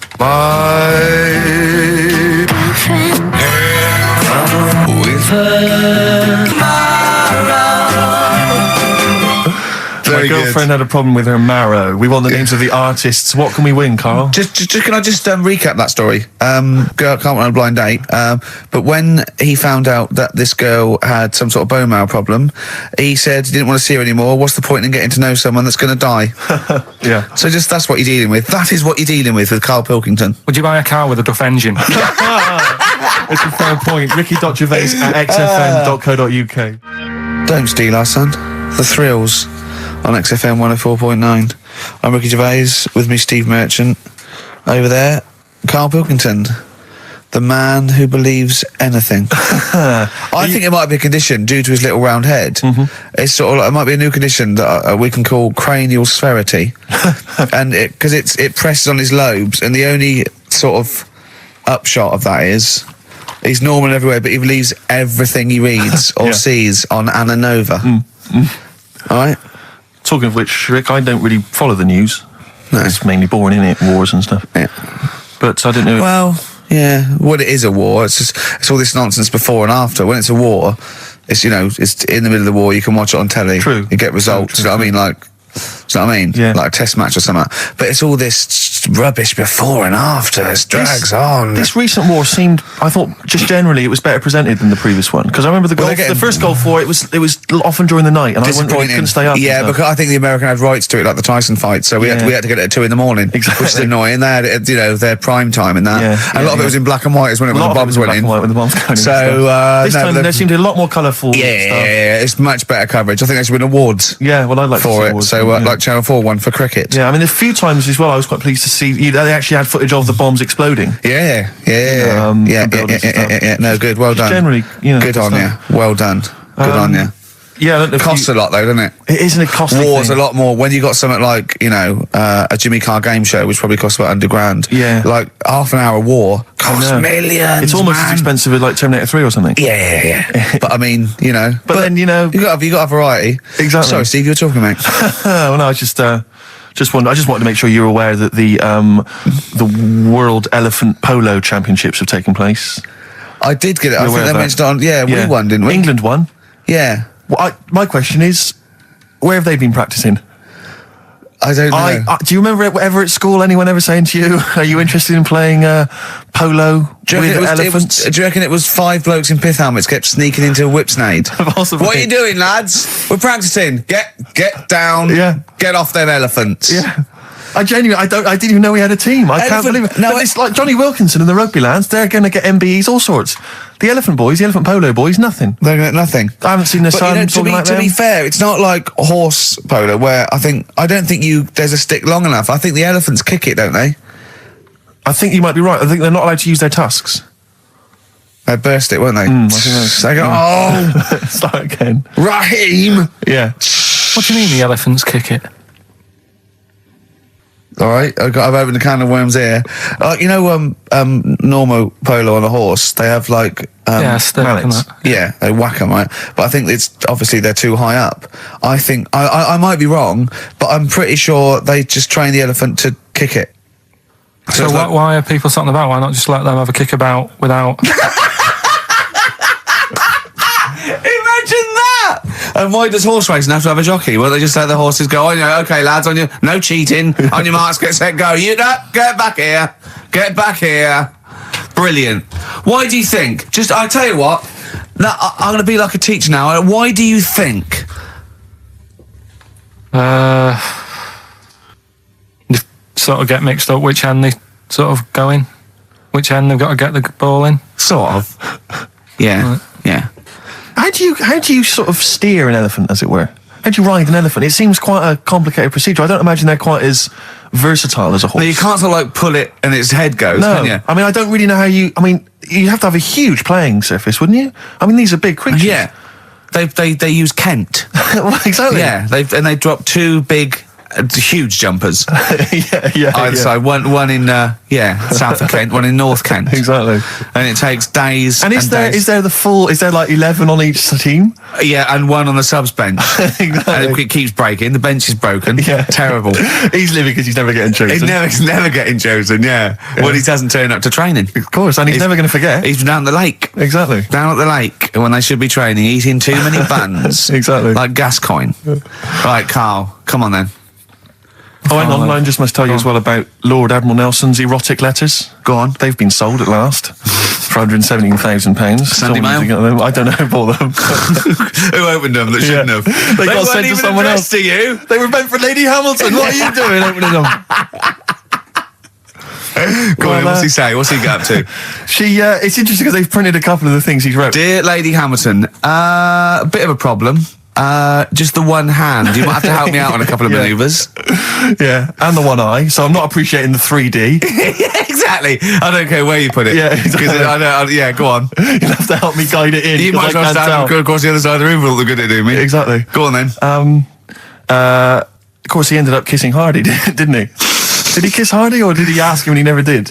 Well, I don't know. I don't know about this, because I heard that he didn't, and it said kiss me, which means fact. And then I heard that he did say kiss me, Hardy. Hardy.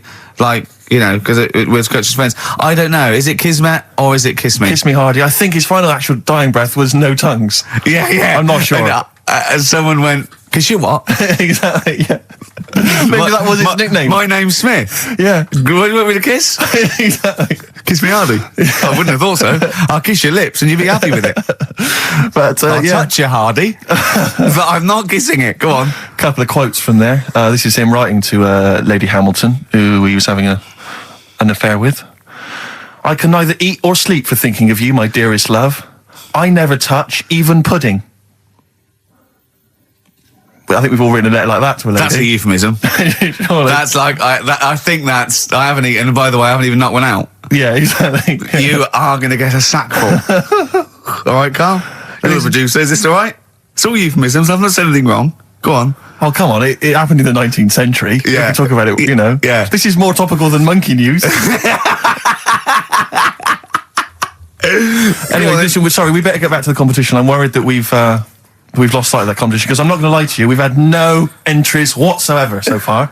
I can't believe that, because I actually got up most of those. That's actually a more accessible one. I think I know all the artists, and I'm stuck on Girlfriend, but I think I might know who that is. Let's hear it again. I'm surprised.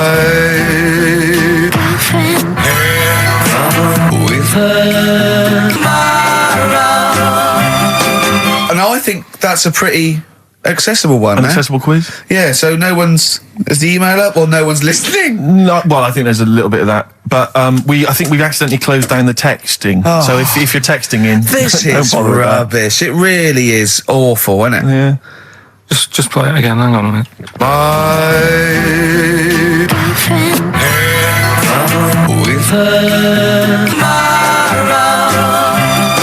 I'll tell you what it was. We didn't give out the prizes. We didn't say what the prizes were going to be. That's the reason. Yeah, I think the emails are going to go mental when they find out it's the first series of Open All Hours on VHS. They'll be flooding in. Let's see what and we've a got Bridget here. Nielsen video. Exactly. Right. Oh dear. Oh no, actually, it's not too bad. Go on. The best air guitar albums in the yeah, in the that's world. still going. That's Volumes that's 1 and evergreen. 2. That'll keep running and running. Some kind of anniversary box set of a Doctor Who episode with a small model and car. what's that, baby? I'm Alan Partridge Series 2. That's worth having, obviously, and Porridge Series 3. Okay, good. If you've not watched all of them on UK Gold, then get them on DVD. There's something wrong with you. All right. So yeah, let's hear it again. All right.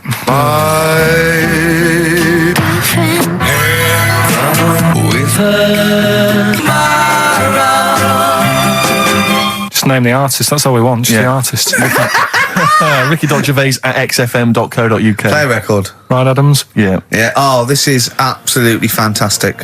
His version of Wonderwall. If you've not heard it yet, you'll be loving it. You'll be loving this. Wonderwall, as performed by Ryan Adams. It takes your breath away. It's so good, doesn't it? Brilliant. Is that off the album? Well, it's which album do you mean, Rick? There's so many at the moment. What's the one? The next track on one album. The track after this on one album. Well, you're thinking of this album, Love Is Hell. Yeah. Part 1. Can we play the track after that? We could possibly do that. That's how it's amazing. A bit later on, yeah. There's various albums out at the moment, but Rock and Roll is the big rock 80s style rock album. It's all right. It's not great, but this is much better. Go for this one. Yeah, it's not as good as adverts though. Do you know I love adverts? Radiohead, Fake Plastic Trees on XFM 104.9. Mm-hmm. Someone just emailed in and said, just want to know what you think of that cover of Wonderwall. We told you. We said it was great. Yeah. Listen. But they must have been listening to hear... the song. Yeah. Extraordinary. Although maybe they just turn off... when we start talking. Yeah. That would make sense. That would make sense. I mean, it makes sense in a sort of preserving of sanity type way as well. Objectively, Rick, if you were listening at home, if you didn't know us and you were listening to the show, would you listen to it? Would you bother? I know that's a hard thing to get your head round. It's difficult to say, isn't it?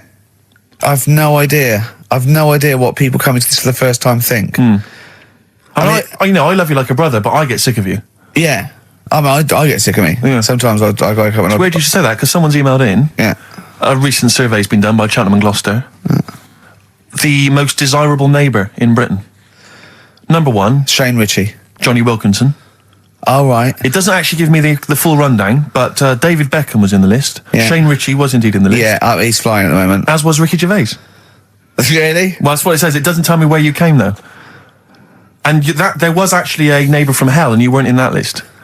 Well, I'm a good neighbour. Oh, come on. I am. I'm quiet. I don't keep myself to myself. I never... Do you know what I'm thinking of? What? If it was best friend. Yeah. Now that would be a nightmare. Yeah, exactly, yeah. Most desirable friend. I'm a good neighbour. I'm quiet, you know, yeah. Yeah, I mean, I imagine being stuck in a room with me writing all the time, with me squeaking like a chimp. Unbelievable. Although I don't physically abuse you, I save that to my bald mates like Carl and Rob and that. I just like to squeeze their head. I don't squeeze your head. Yeah. You know what I mean? I think it's because you command a little bit more respect. Ah, thanks very much. Do you know what I mean? You're not that sort of... You're not an idiot. Oh, sure. All right, Carl, got anything to say? Has anyone seen his picture in Heat this week? It looks fantastic, doesn't it? Do you know what Steve said when he saw that, Carl? Go on. He said, it has captured Carl. What do you mean? Well, you just look utterly gormless. In the picture. It's captured you brilliant. You know how like a good photographer can do that? He can capture the essence of someone. That's good stuff. It's good stuff. Well, actually, I'm the photographer. Yes, Because it was a screen grab from the behind-the-scenes footage. Well done. So I got that gimpness. I captured the essential gimposity. Exactly. Yeah. Carl. Yeah. All right? Captured it. Yeah, well, I did a little article for Time Out, and I think Boyd from Heat has sent over that screen grab to them, so he might be in Time Out. I'm going to try and get him in every publication. Yeah. For 1 year. It's like you've managed it in the last 2 weeks. Exactly, yeah. It's like a Dave Gorman project. Are you Karl Pilkington? Yes. Let's do that, shall we? If anyone's got a publication, it doesn't matter how little, just take it from Heat. It's mine, so you're welcome to it. Just try and just put his picture in anything. Next to round things is best, isn't it? That'd be good. You all right, Carl, with that? Yeah. All right, then, good. What have you got for us, Carl? News headlines? There hasn't sort of been that much going on. Sure. Sort of headline-wise, you know. Sure. No, because I look for good headlines and that, don't I? That sort of get you interested, like the... Well, then when you're interested, you don't read on. No, I did. Okay, go on. Like the one, do you know the one I read out a couple of weeks ago? That was man lives in dump for 10 years. Right? I remember the Chinese woman eats dirt. Yeah, well... That was a cracker. Man lives in dump for 10 years. I read on with that one yesterday. I found it in my bag because I took it on, so I'll read that when I get a minute. Yeah. Right? News. Imagine that. News. I might read last Thursday's Sun. Yeah. Just to catch up. Do you know how he got caught? What do you mean how he got caught? He lived in a rubbish dump. Well, what's up with lived that? in a rubbish dump. No one knew he was there, right? Yeah. He was living off food that had been chucked away. He said a lot of people chuck away stuff that isn't off, so you can survive on that.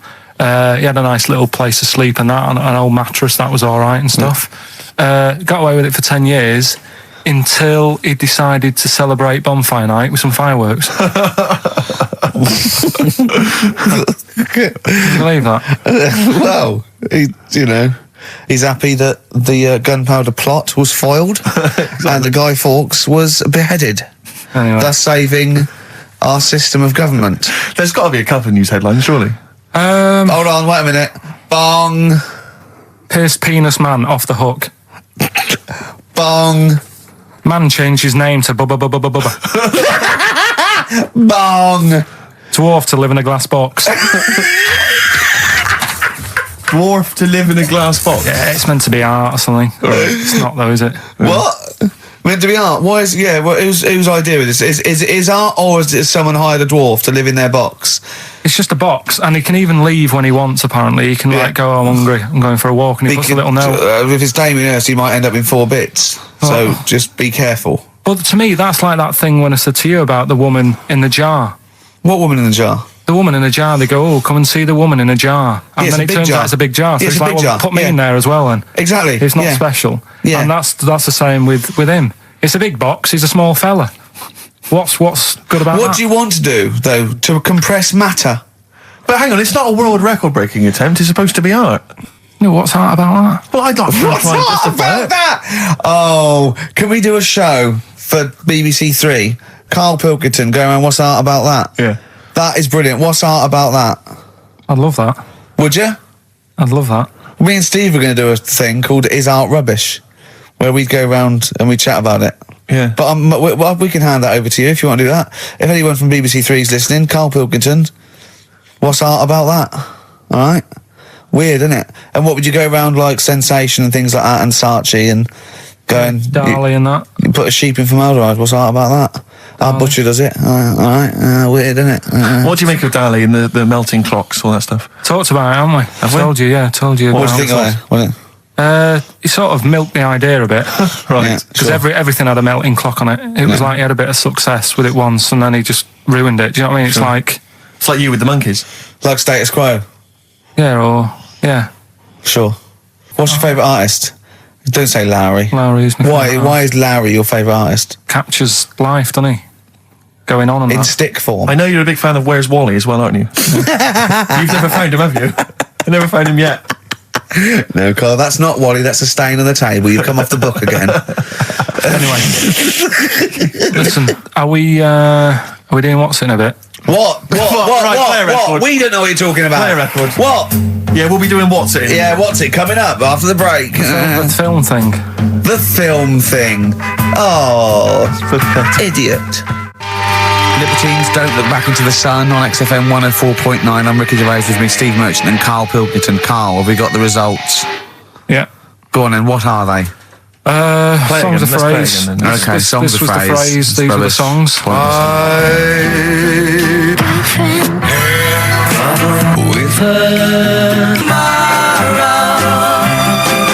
My girlfriend had a problem with a marrow. The answer's Sinatra, Prince, Bill Medley, U2, Shirelles. There was also Dub Pistols in there. No one got all of them, Karl, obviously. But we'll give it to Mark Cantan. He got, what did he get, about 6 or something? Yeah. Well done, he's from Dublin, so that's nice. Well done. Listening over there, the Irish. Yeah. That's good, isn't it? A German man, just thought I'd let you know this, Karl, sure. Ricky. A German man has been arrested because he taught his dog to give the Nazi salute. And then he made it do it in front of 2 policemen. I think it's an offence in Germany now. That's a fascist with too much time on their hands. No, but is it? It's illegal for a dog to do it as well? I think so. I bet he thought he'd found a loophole. Yeah. I mean, he's been dying to do it, but he thought, well, I'm not allowed to do it. It's illegal for a human to do it. Yeah. Thought he got round it. No. For a while, it just kept doing the Basil Fawlty funny walk. He's going, no, you're undermining it. Don't do the legs as well. But so the reason I mentioned it is because he's German. And what were you telling me earlier about? Karl was whittering on about the Germans earlier. He was saying something about the accent. It's fine with blokes, but not with women. You wouldn't want to go out with a German woman because the accent. I just think it's a bit manly, isn't it? Sure. Is it? Yeah, it sounds a bit hard. I can't imagine having a nice sort of romantic chat with someone. Well, it's not a romantic language, no. It's quite harsh, yeah, but that's our... No, but what I mean is, right, I can't speak any other languages apart from this one. Well...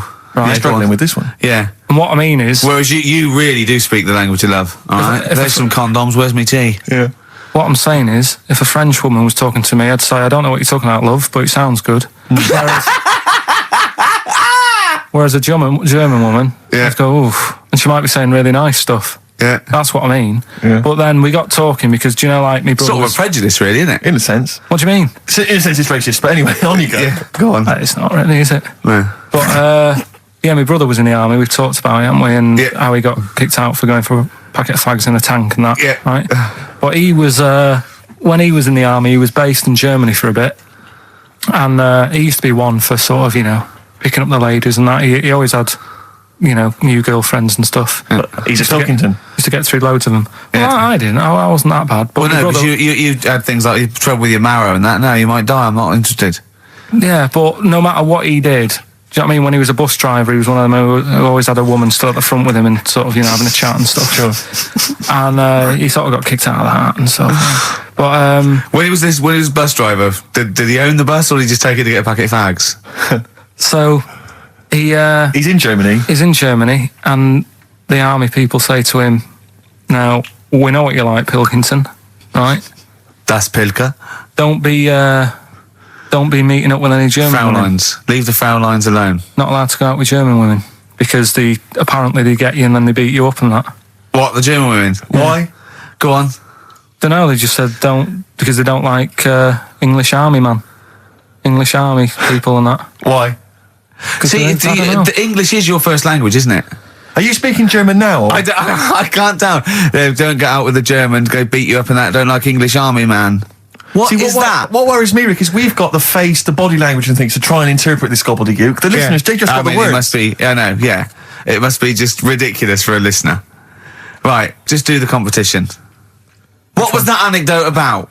Don't go out with German women, they'll beat you up. I'm just saying, if you're in the army, if you're about to join the army and you think, it'll be great, I'm going to meet loads of women over in Germany, it's not going to happen.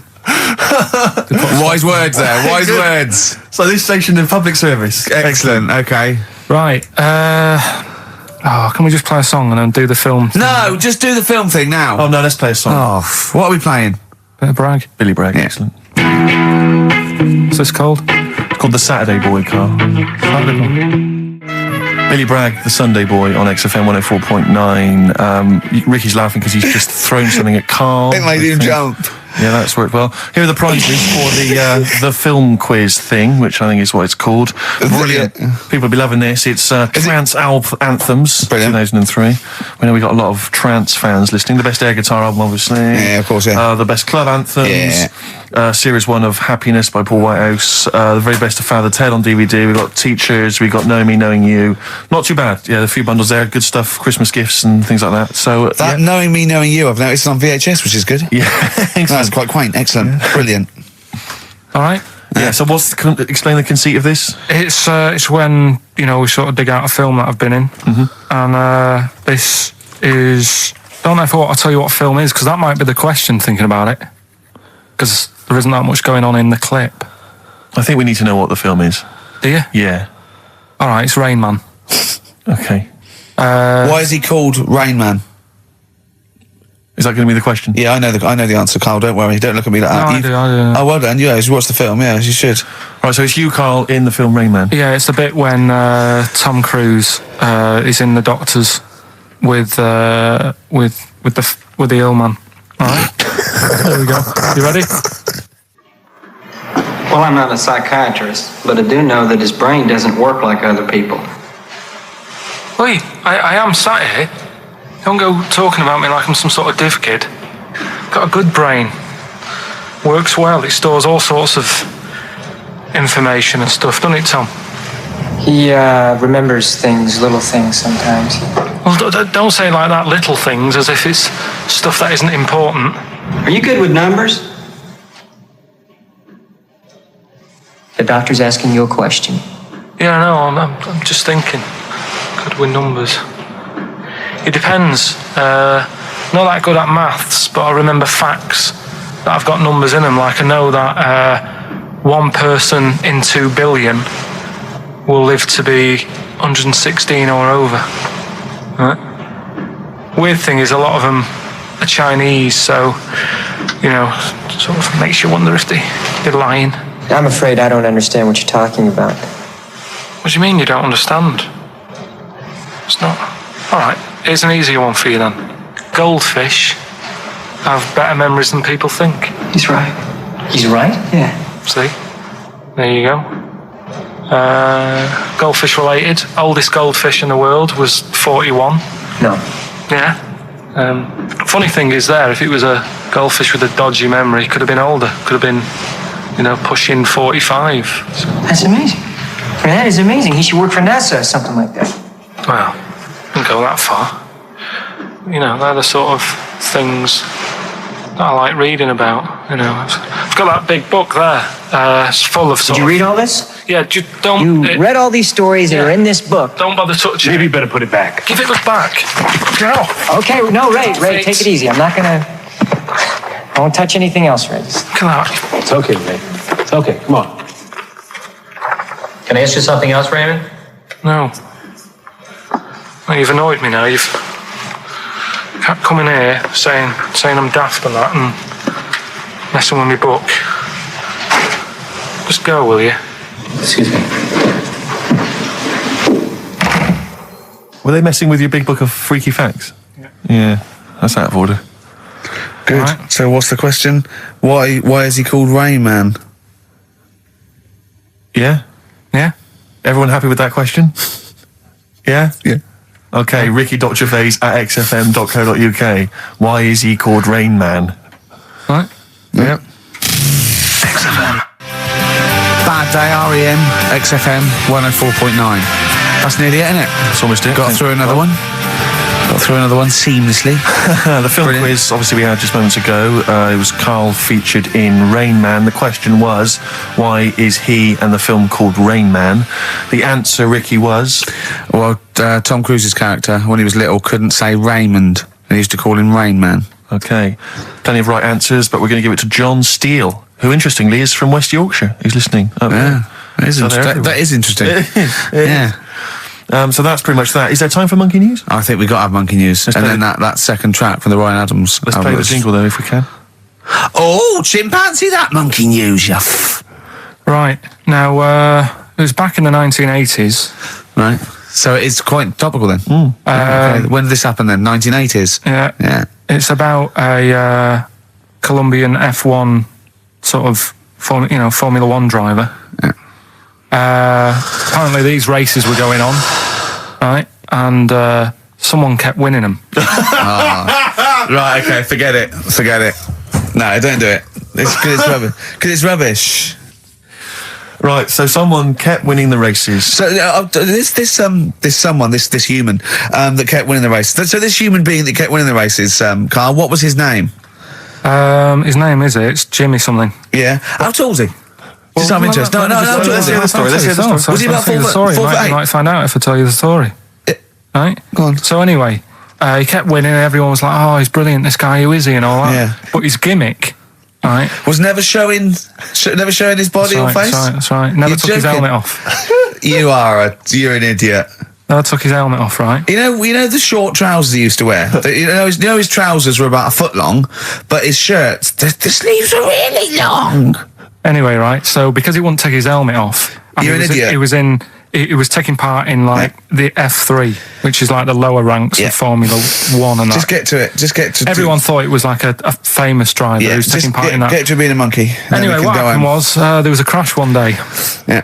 And the car tipped over, everyone's like, oh. He ran up a tree? So they were suspecting when he ran away with the ambulance people up a tree and started eating a banana? So the marshals ran over and the ambulance people were there and they were about to take his helmet off, and the marshal was like, don't take his helmet off. And give away the secret that he's a monkey. Give away the secret and that. Yeah, chimp. Yeah. Took his helmet off. Jimmy Chimpus. Little monkey under there. No, definitely not. Okay, let's play Ryan Adams. Did he survive? Let me just a couple of questions. Did he survive? Yeah, he did, yeah. He was allowed to keep all the awards that he won. Sure. But he wasn't allowed to take part in any other races. Yeah, didn't happen. This is Ryan Adams. We'll see you next week. This is a song called The Shadowlands, also from that Life is Hell album. It's good stuff. Idiot. 104.9 XFM. You alright? This is Karl, producer of Ricky Gervais and Steve Merchant. They're not about today. Ricky's on holiday. Steve couldn't be bothered. So I'm left here with all the DATs. That's a digital audio tape of all the shows they've done since they've been here over the last, year and a half or something. So we'll play you some of the best bits. Alright, so here's the first bit. Exactly. Karl you had to go to one of those well clinics, didn't you? I'm gone. Why? Because I'm not happy with it. What? I'm not happy with the whole. Well, it's just, do people know what them places are? They'll give you a whole. Have you heard of them? Yeah, I've had one. Yeah, they check everything. Which, Suzanne, my girlfriend, was like, you're 30 odd now. When was the last time you went to the doctors? And I haven't been for ages because I don't. No, I never go. I never go unless I think I'm honestly going to die there. I'm in agony. They can always find something. Jane made me go to one of those things. Yeah, those boot things where they do it. It's couple £100 and they give you a complete head to toe, don't they? But head to bottom is what it is. They do the old finger up the arse thing. Now, what is that testing for? Well, I like that he said it quietly, because he's on the radio. You can't say arse. Yeah. I say it quietly. Say it quietly. Yeah. Arse. Yeah, arse. That's what our mistake was, because we got a complaint up, Hal, didn't we, for saying and I'm talking about a male chicken here, which is a cock, as you know, and we said that word, right? So if we'd have gone cock, we'd have probably gotten away with it. You can get away with murder if you just whisper it very So go on then, yeah. So I'm not going because I'm not having that done. I don't understand what they're going to find up there. That's your head. No, but why can't we just? I mean, it's the heart that I worry about the most. You mean that in a kind of romantic sense? No, I mean like, you know, if they have to have a long finger, wouldn't they, to check that out? They go, it's something wrong with your left ventricle. Yeah. Now, this thing about the doctors, they hold your testicles and they make you cough. Yeah, they don't hold the testicles anymore. They just put it sort of like by the side of them. And what's that testing for? I don't know. I think it's something to do with if you got something wrong with your diaphragm or something like that, you can't do it when they press there. I don't know. It shows them something. So it's not doctors having a quick feel. Right, so you can't. well, that's good because do you remember when Karl said he's going to die of cancer? And I said, why? He said, I don't check my balls. I said, why? He said, I don't like the feel. So they feel it for you. They feel them for you, and you can just relax, shut your eyes, and think of England. But don't mess with them. What do you mean? You can do more damage messing about with them. Just leave them. There's two anyway. You can afford to lose one. Yeah, I don't think that's the point. I think the point is it sort of spreads, doesn't it? You know, you've got to check the. I mean, I'm not saying, you know, if don't do it because they spend a lot of money saying to people, you know, have a quick feel if you've got the time, what have you. But I don't worry about it. Leave it alone. Why, out of interest, why do doctors stick fingers up your arse? Check the prostate. Check the prostate? Yeah, because if it's swollen, it could lead to all sorts of problems. Again, they're not having a laugh, Karl. They're not going, hang on, look at this bald little mank fella. But there's no nice way. I'll feel his balls, stick a finger up his arse and send him home. 300 quid, please, on you go. What about me art? It's fine. And they're all laughing. Roger, Jeff, stand behind that two-way mirror. yeah, what's this? I'm not going anyway. So. Really, you're not going because you don't want... No, I'm not happy with that. It doesn't even matter. It's not the fact he's a stranger. If it was someone who I knew, it'd be just as bad. Imagine that at a dinner party. Oh God. Oh look, hello, Roger and Selena. Do you mind, Roger? Do you mind? Would you allow any of the celebrity doctors to do it though? Dr. Dre, any of those? Doctor Who? I just don't understand in this day and age. Would you allow Christopher Eccleston to stick his big northern finger up your? Do you got a song on anyway? In the week, I called Karl up. I said, "How are you, mate?" He went, "Not too bad." Now, as you know, his girlfriend's been away for ages, hasn't she? Covering the World Cup, the African Nations Cup. She's a sports journalist. Well, yeah. All right. Okay. I love the fact you're thinking, what does that mean? Like, well, she's not much of a journalist, Rick, to be honest. I've read some of her stuff. No, but she's not on air. She does stuff, you know. Behind the scenes. Yeah. Sure. A lot of journalists do. You always want to make clear that you're not going out with Kate Adie. That's what you want to make clear, isn't it? Yeah. Now... So she'd seen none of the meteoric rise of Karl as a broadcaster. She's been away for the whole time since you've sort of become a wit, a cult figure, to be honest. And he hadn't told her this, so apparently he went home and she was sitting there looking a bit grumpy. He went, "All right," so yeah. She went, "Should we go out then?" She went, "I'm not sure I want to go out with an idiot." Right? Oh no! Yeah, and she went, "Loch Ness monster. Why don't you just think? Of course, the Loch Ness monster lives in Loch Ness." And she was giving a bit of a hard time. And she went, "That's why he said, that's why I didn't tell her. I didn't tell her really. Same thing happened when I was at school and I had to play drums in Little Donkey. I didn't tell my parents, right? But my dad turned up anyway. And what happened?" How old were you, Karl? Well, it was the school that I used to go to. Oh yeah. Like, You went. Well, you used to go to the school you used to go to. No, but what I mean is, I didn't go to secondary, did I? Sort of missed a lot of that. Sure. But primary, I liked. Oh, it was all colouring in and stuff. Yep. And it was a Christmas play, and I managed to get a part in it. And, did you audition? No. Got a part in it, and I should have been playing the drums to the one about Kings. We Three Kings. Yeah. I was meant to be doing that, but Little Donkey came on, and it was one of the. What do you mean came on? That was like next up on the next song. Right. And it's one of them songs that you can't help sort of tapping along to. Yeah. Do you know like if I was to go yeah, you'd have to finish it with. Yeah. Do you know that they actually send that into space? Do they? And what? Hoping that aliens will respond with that. Yeah. They do that because apparently it is one of them things that you can't help. What, even if you're an alien life form? Yeah. They know that, do they? Yeah. But anyway, what, because they watch Star Trek or something? Hello. Knock, knock. Yeah. no, seriously. Is it true, like, if you send out knock, knock into space, they have to say that? Oggy, oggy, oggy. Ah, that is great. Seriously. Oh, hold on, what's something out there? What's a little green fella? That is great. Yeah, so anyway, that is Little Donkey is like one of them tunes that you can't, and I was there and I had the drumstick and I thought, oh god. The drumstick! I could feel myself, and anyway, just wanted to do it, yeah. I started going along and playing Little Donkey, which I wasn't meant to do, but it went down such a storm. What, were there people like parents and that dozing off, and then suddenly they heard your version of Little Donkey, and they thought, wait a minute, now it's really picking up. What do you mean? I'm glad we paid £1.50 for this. What do you mean it went down such a storm? I'm going, hold on, was it like when people have Ringo lights in the air? You know, like when Ringo joined the Beatles, now going, boo, Pete Best, but he went, yeah, and they went, whoa! Oh, God. No, but the teacher just said, oh, it went down really well, you can do that again tonight. Right. When you're in it again. But anyway, so my dad was there, and you hadn't told him about this performance, so he just turned up off his own back? I never took the letters home and stuff to show my mum and dad, because it just put me off. So, anyway, he turned up, don't know why, he must have heard from someone else's dad. Yeah. He turned up, and he swore about me, which... Did he? I don't... Could you use a word that's allowed to be said? The word? Of course it is. Right. If you got a kid in the car or anything, you can turn it down now. Yeah. Right? But he said, there was a guy stood next to him with a camera, big video camera filming it. And he said, yeah, film it, but try and avoid getting the twat in the hat in the shot. Because I had one of those porters, you know, the little round pork pie hats on. Right. This is so sad. What, was this a nativity play? It was about Jesus and stuff. Yeah, well, there was a porter there helping him with his bags. Of course it was, I forgot. I mean, Mary and Joseph, they got there. Yeah, because it was the hope, you know, because the inn was full, but I think the porter doubled up with the inn and the stable. Right, that was like... So he carry bags over, yeah. Yeah, no, so yeah. You're right, though, I don't know why I was wearing one of them.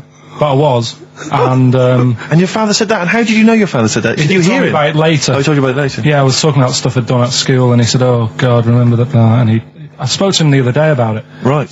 And, oh, God.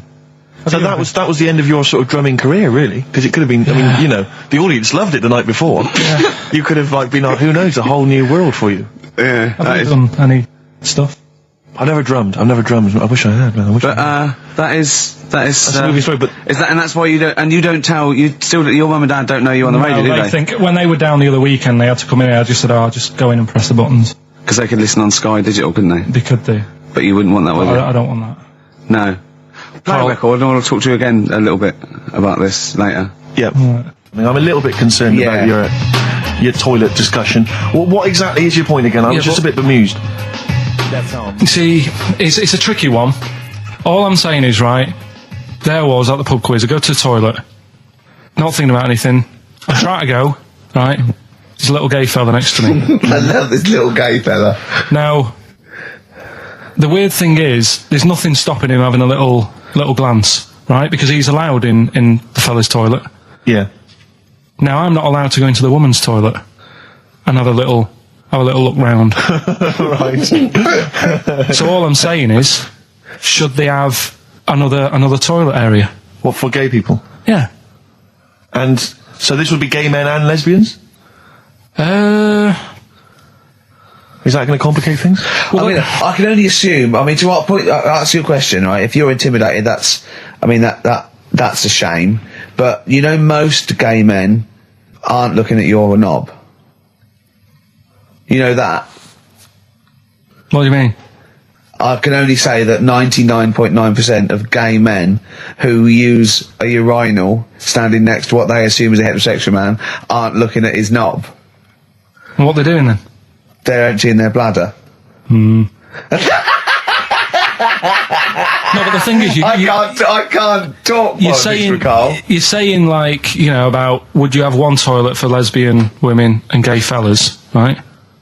Well, does that mean? Would it be mixed? Would it just be? Would it have a man on one? That's heterosexual man. One little picture of a woman, and then what? What would the little icon be? A man and a woman. A man and a woman. Just having a chat? Yeah. In pink and Doc But Martens. you couldn't mix them, because then what would happen is you'd get people who are going, I'll play up to this a bit. What, pretend to be gay? And yeah, you know, sort of grow a moustache and shave their head. And pretend to be a lesbian. Right. Yeah. So, I see. So, you know, people pretending to be gay so they could go in and have a look at the lesbians. Yeah. Right. So that would mean that we need 4 cubicles now, would we? Yeah, no, this is fine. 4 cubicles. So every pub How now... many toilets do we need at the Every moment? pub's now got 4 toilets. Oh, Carl, bisexuals. Yeah. Now, interesting. Bisexuals. How many toilets do we need now? Call the council. Do you use any? Huh? No. No, because they're interested in everything, aren't they? Because the little bisexual fellow will be looking at your knob. Right, with them, what you do, you just have a door, you open it, and there's one urinal there, so you can't get a queue.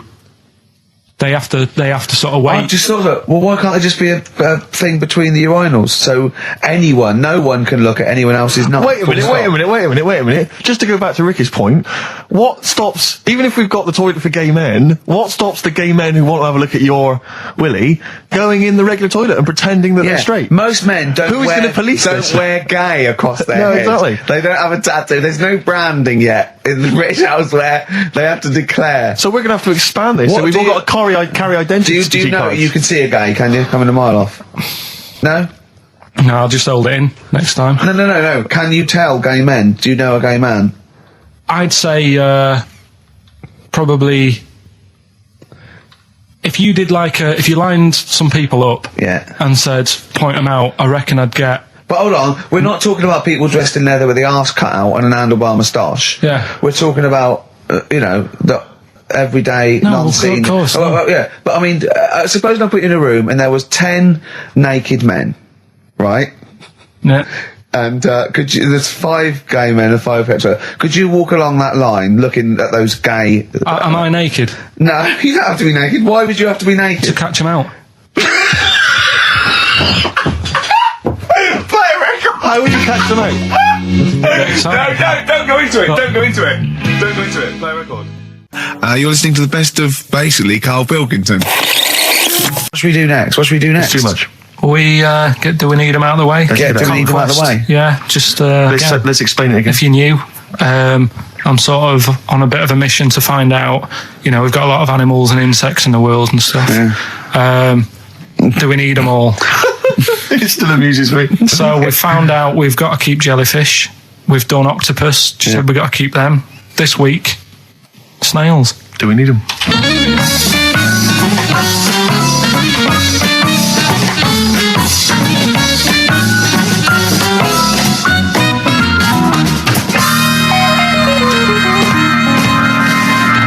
Just doing some research, right? I'm sort of working my way through different creatures and insects and stuff that's on the planet. Yeah. Right? And finding out if we need them or not. Right? Yeah. Do you know much about snails? Sea snails? Well, yeah. Snails in general. Don't know much about snails, land snails. I know a bit about sea snails, like whelks, top shells, that sort of thing. Would you say they're important? What sort of sense do you mean by important? Say if we had to sort of get rid of some animals and insects and that because we're running out of room. Right. Do you know what I mean? Because I'll tell you what I know about some snails. I don't know if this applies to sea snails as well. I mean, I called you today because a lot of other places are shut. Yeah. Right? So, I know they like to eat stamps, apparently. The glue on stamps. They love it, right? Right. Apparently a lot of letters and stuff aren't getting to where they're meant to be getting because snails are crawling into letterboxes and eating the stamps. That obviously doesn't apply to the sea ones, but that's a problem they're causing. All right. Were you aware of that? No. No? But you're glad you answered the phone today? Right? They love beer. Beer, yeah, who doesn't? And also, I don't know if this is right, but I heard that they sleep for 13 years, or can do. Right, I wouldn't know if they can sleep for 13 years or not, but I mean, sea snails are pretty important. Yeah, they do quite a good job in the sea. They graze on algae in there. But they provide food for other animals. I mean, you can say that about any fish, or any animal. Why do they exist? Would you be upset if someone said we're getting rid of them? Oh, yeah. You would be. They're an animal, you know, I wouldn't... Forget being like favouritism and all that I get for them, right? There'll be other things knocking around you can sort of spend your time looking after. You'll still have a job. Don't be worrying about that. Because I'm not going to get rid of all the fish. Jellyfish need looking after, so you're safe. Yeah. But do we need them? Come on, there's loads of people saying, come on, we've got to move on through the animals, and you're holding them up saying, well, I want to keep them. Well, who's saying we need to... That just sounds a bit crazy to me. Just imagine. Do you know what I mean? And they would come to you because you're working in an aquarium, so they'd be asking for your advice. Right. And you're slowing it down. Well, they asked my advice and I'm giving it to them, so, you know, that's what I think anyway. Yeah, but snails, you know, I mean, like I say, they drink beer and that, you know. What do they do apart from some food for a whelk? They were around... Their descendants around a lot longer than we have been. Yeah, they've been around a long time, but what have they done? Well, they've survived that long, so they must be doing something pretty good. Well, apparently they sleep for 13 years, so really, even though they've been around for ages... I think that sounds a bit... I don't think they sleep for 13 years. Not all of them, just the tired ones. So, snails, do we need them? Well, yeah, I just think they've got to... Just as, you know, it's not for us to say, do we need them or not, we can't just... So you think we should keep them? Yeah, definitely.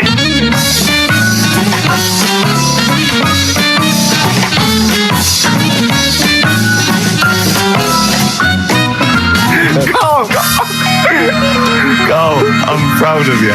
That was getting really quite annoyed. I know. What did he think he was doing? What?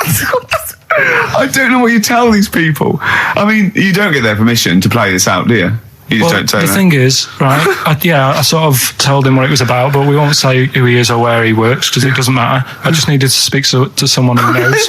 I know the fact that you were trying to get an answer out of him by suggesting that he would be safe, because he could look after jellyfish if he gave the okay to destroy snails. He was getting livid, you could tell. Oh, God.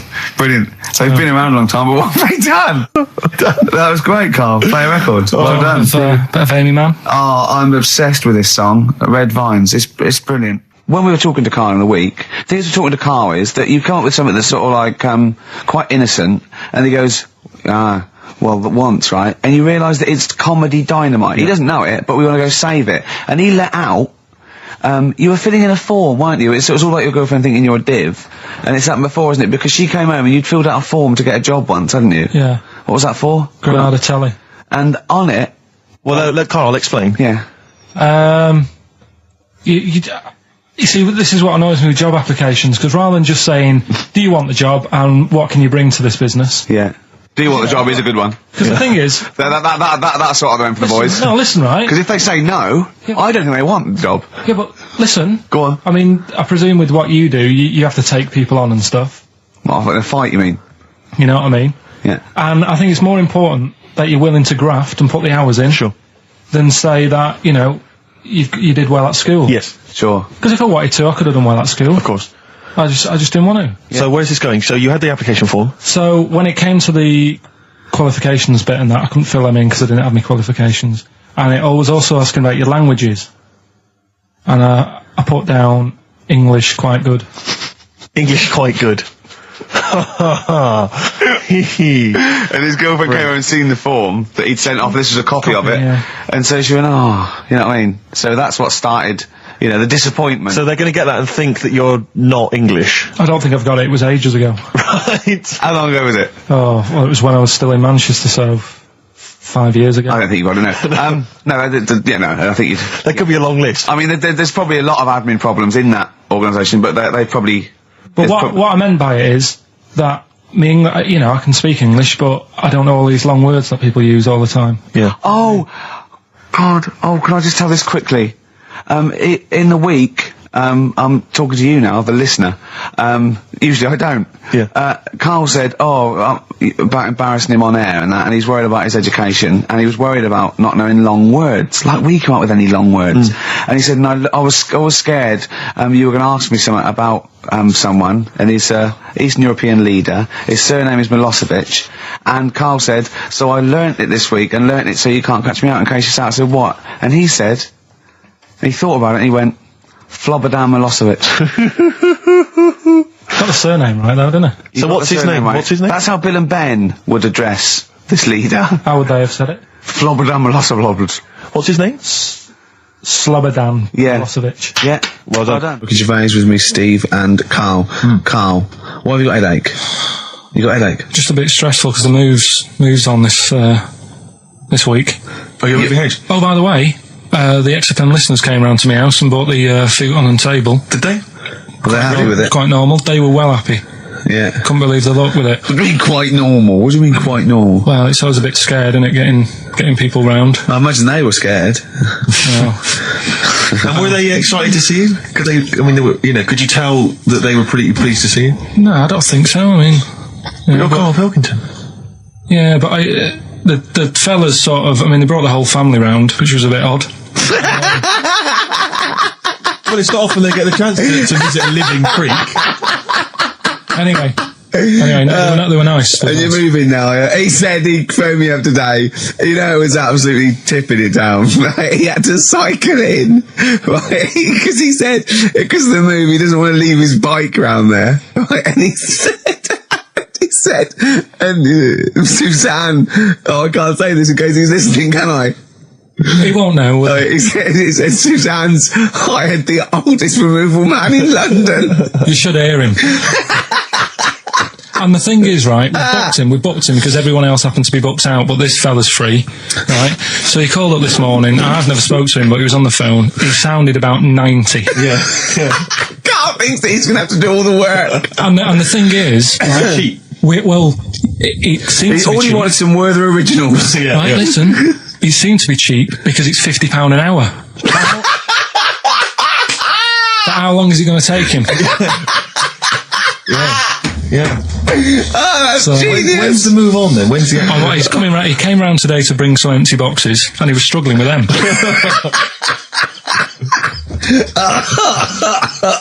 So it actually happens on Wednesday. Oh God. Anyway, Richard, let me say you were laughing and almost had a heart attack. Doesn't bode well for the boxing match, does it? Cough at the moment, and I've had my Lemsip. Oh, that was great. That was very, very funny. What a wonderful clip that was. I enjoyed it. Do you remember that? Yeah. Wow. It was a few weeks ago, wasn't it, really? I mean, I think it was last week. We'd have to have very, very bad memories not to remember that hilarious clip. I'd like to hear that again maybe in a couple of weeks' time when I'm away. Yes, absolutely.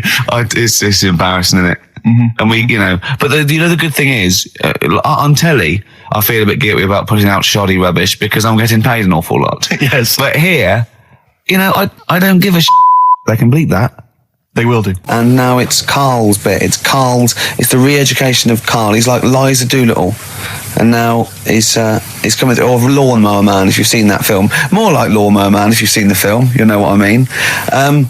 And his homework was to just study quotes, really, on happiness and stuff and general well-being. He's not a big happiness quote fan, are you, Karl? Not really. So what have you done? You've come up with something, haven't you? Right, yeah, I told you, right? Because a lot of these are just things you say every day. They're nothing special. So what I'm doing... Well, you say them every day.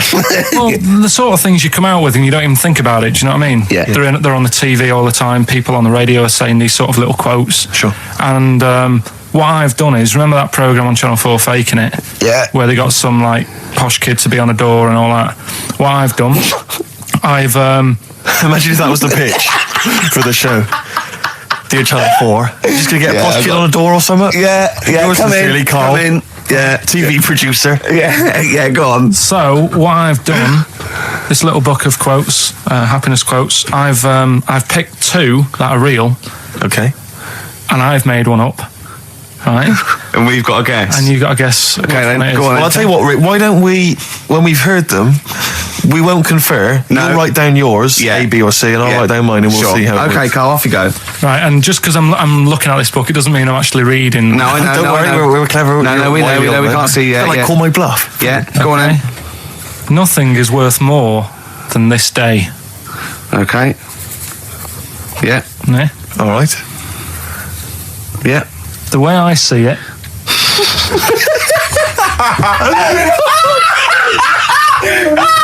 Oh God! My head's gonna burst. No, hang on. My head's gonna burst. No, Hang on. this might not be Carl's. It might not be. How do you know I haven't tweaked them a little bit? Yeah, good Okay, point. fair Good enough. point. No, good point. The way I see it, if you want the rainbow, you got to put up with the rain. Yeah. Okay. All right. All right, yeah. Okay. Hang on. That's not, yeah. Come on. Cat food. Cat food, come on. It stinks a bit, but if you don't put up with the smell, the little kitten will die. Steve, I don't know what to say. I don't know what to say. Imagine this in faking it. Imagine their faces when he says that, and they're going, "Oh my God." Carl, play a song, mate. We'll have to confer on this one. Well, that's just amazing, Carl. Just read them again. Two were real, one was fake. Go on in. Right. First one. Nothing is worth more than this day. Excellent. Next one. What does that mean? Well, cherish now, cherish your time. Okay. Because you can't get it back, and you know that's the way I saw it. Carpe diem, whatever it is, seize the day and all that. Okay. If you want the rainbow, you've got to put up with the rain. Yeah, of course. Yeah, rough with the smooth. You know, it's not all plain sailing, but you know, rainbow's beautiful, but it comes because of the rain, which you might not like. So make the most of everything, and good. Cat food doesn't smell good, but if you don't put up with it, then the little kitten will die. Right, no, Carl, that is a good effort. Now that one's yours. I mean, obviously, right? Right. No, but it's a good effort, right? I mean, it slipped seamlessly into the others. Yeah. Don't think it didn't. No, but it's good. I mean, we knew it was that one. But what I will say is, it's good. But what you don't know, maybe subconsciously, is, I mean, it's very similar to the putting up with the rain and the rainbow. But that's good. Why do you think that? Well, what does mine mean? Well, even though it smells bad, it's good for something. Right. So I didn't look at it like that. What did you look at? I kind of thought... Was yours more specifically about cat food, generally? Because, normally it's an analogy. Yeah, or a metaphor for something, Well, no, the way I mean, Dolly Parton, who I think did the rain thing, she wasn't specifically concerned about weather conditions. No. It was a sort of general idea. It was all about life. Yeah. Well, that's what I've done. Go on. Okay. I've used an everyday thing. Yeah. And put it with today's problems, right? Go on. So, my girlfriend, she might like to go shopping for clothes. I hate it. Right. But because I love her, I put up with it. Ah, that's nice. Yeah? Yeah. So, you love that little kitten. You can't stand the smell of the stuff you got to feed it. But because you love it, you go, well, I'll put up with this just for a few minutes, and then I can, squeeze its head later and give it a little... Sorry! Squeeze its little head. No, yeah, well, that's just the thing that I do with cats. Put it in a bag and drown it in a lake. I can feed it and then I can throw it against the wall. Exactly. So you didn't see it like that, did you? No, that's very good. So it's about love, is it? It's about putting up with the bad things for something you love. Yeah. Well, that's nice. But Carl, you seem now to be convinced and rather smug that you've tricked us and that you've fooled us and that we didn't understand it. Well, I say that's your fault, not ours.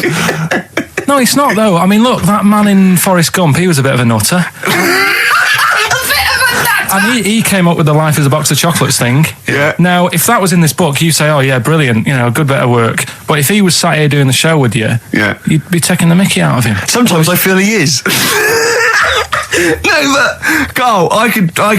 In fact, if people are out there, we're too lazy. Could you write down everything Carl's ever said? Because I think we could publish that. Yeah. He said one today. He saw my salamander. It's not a euphemism. He saw my salamander, and it's just sitting there in the tank. Your exotic pet. Yeah, and he's worried about there not being a lid on. And he said, I went, what were you worried about? He said, wow. He said it sits there for 24 hours a day, obviously planning to get out. Well, he's got nothing else on its mind, and the daft thing is, he has actually got the lid ripped up a little bit. And he'll be looking up there, and it's going to get out. But what's the worst that could happen? What's it thinking? What do you think it's thinking, this salamander? It's got its eye on the DVD player. I can have Ian be down the market. Well, it's like those people who, those cab drivers that you'll meet at 3 a.m. who've just got a car, and just went out with a car, and just pick people up and charge them. Yeah. I got in one once. I said to him, a guy just pulled up. I said, he said, I was in like East London. I'm going back to North London. I said, going to Swiss Cottage. He went, sure, hop in. We set off. He went, do you know the way? I said, well, not really, no. I thought you'd know the way. You're in a cabbie. And he went, no, don't really know the way there. I said, have you got an A to Z? He went, no. I thought, well, if you're going to go out just on the, just winging it as a cab driver, two things, take a map and a torch. He didn't have either. He said, well, I'll probably get to Camden. I said, right, I'll direct you from there. Drove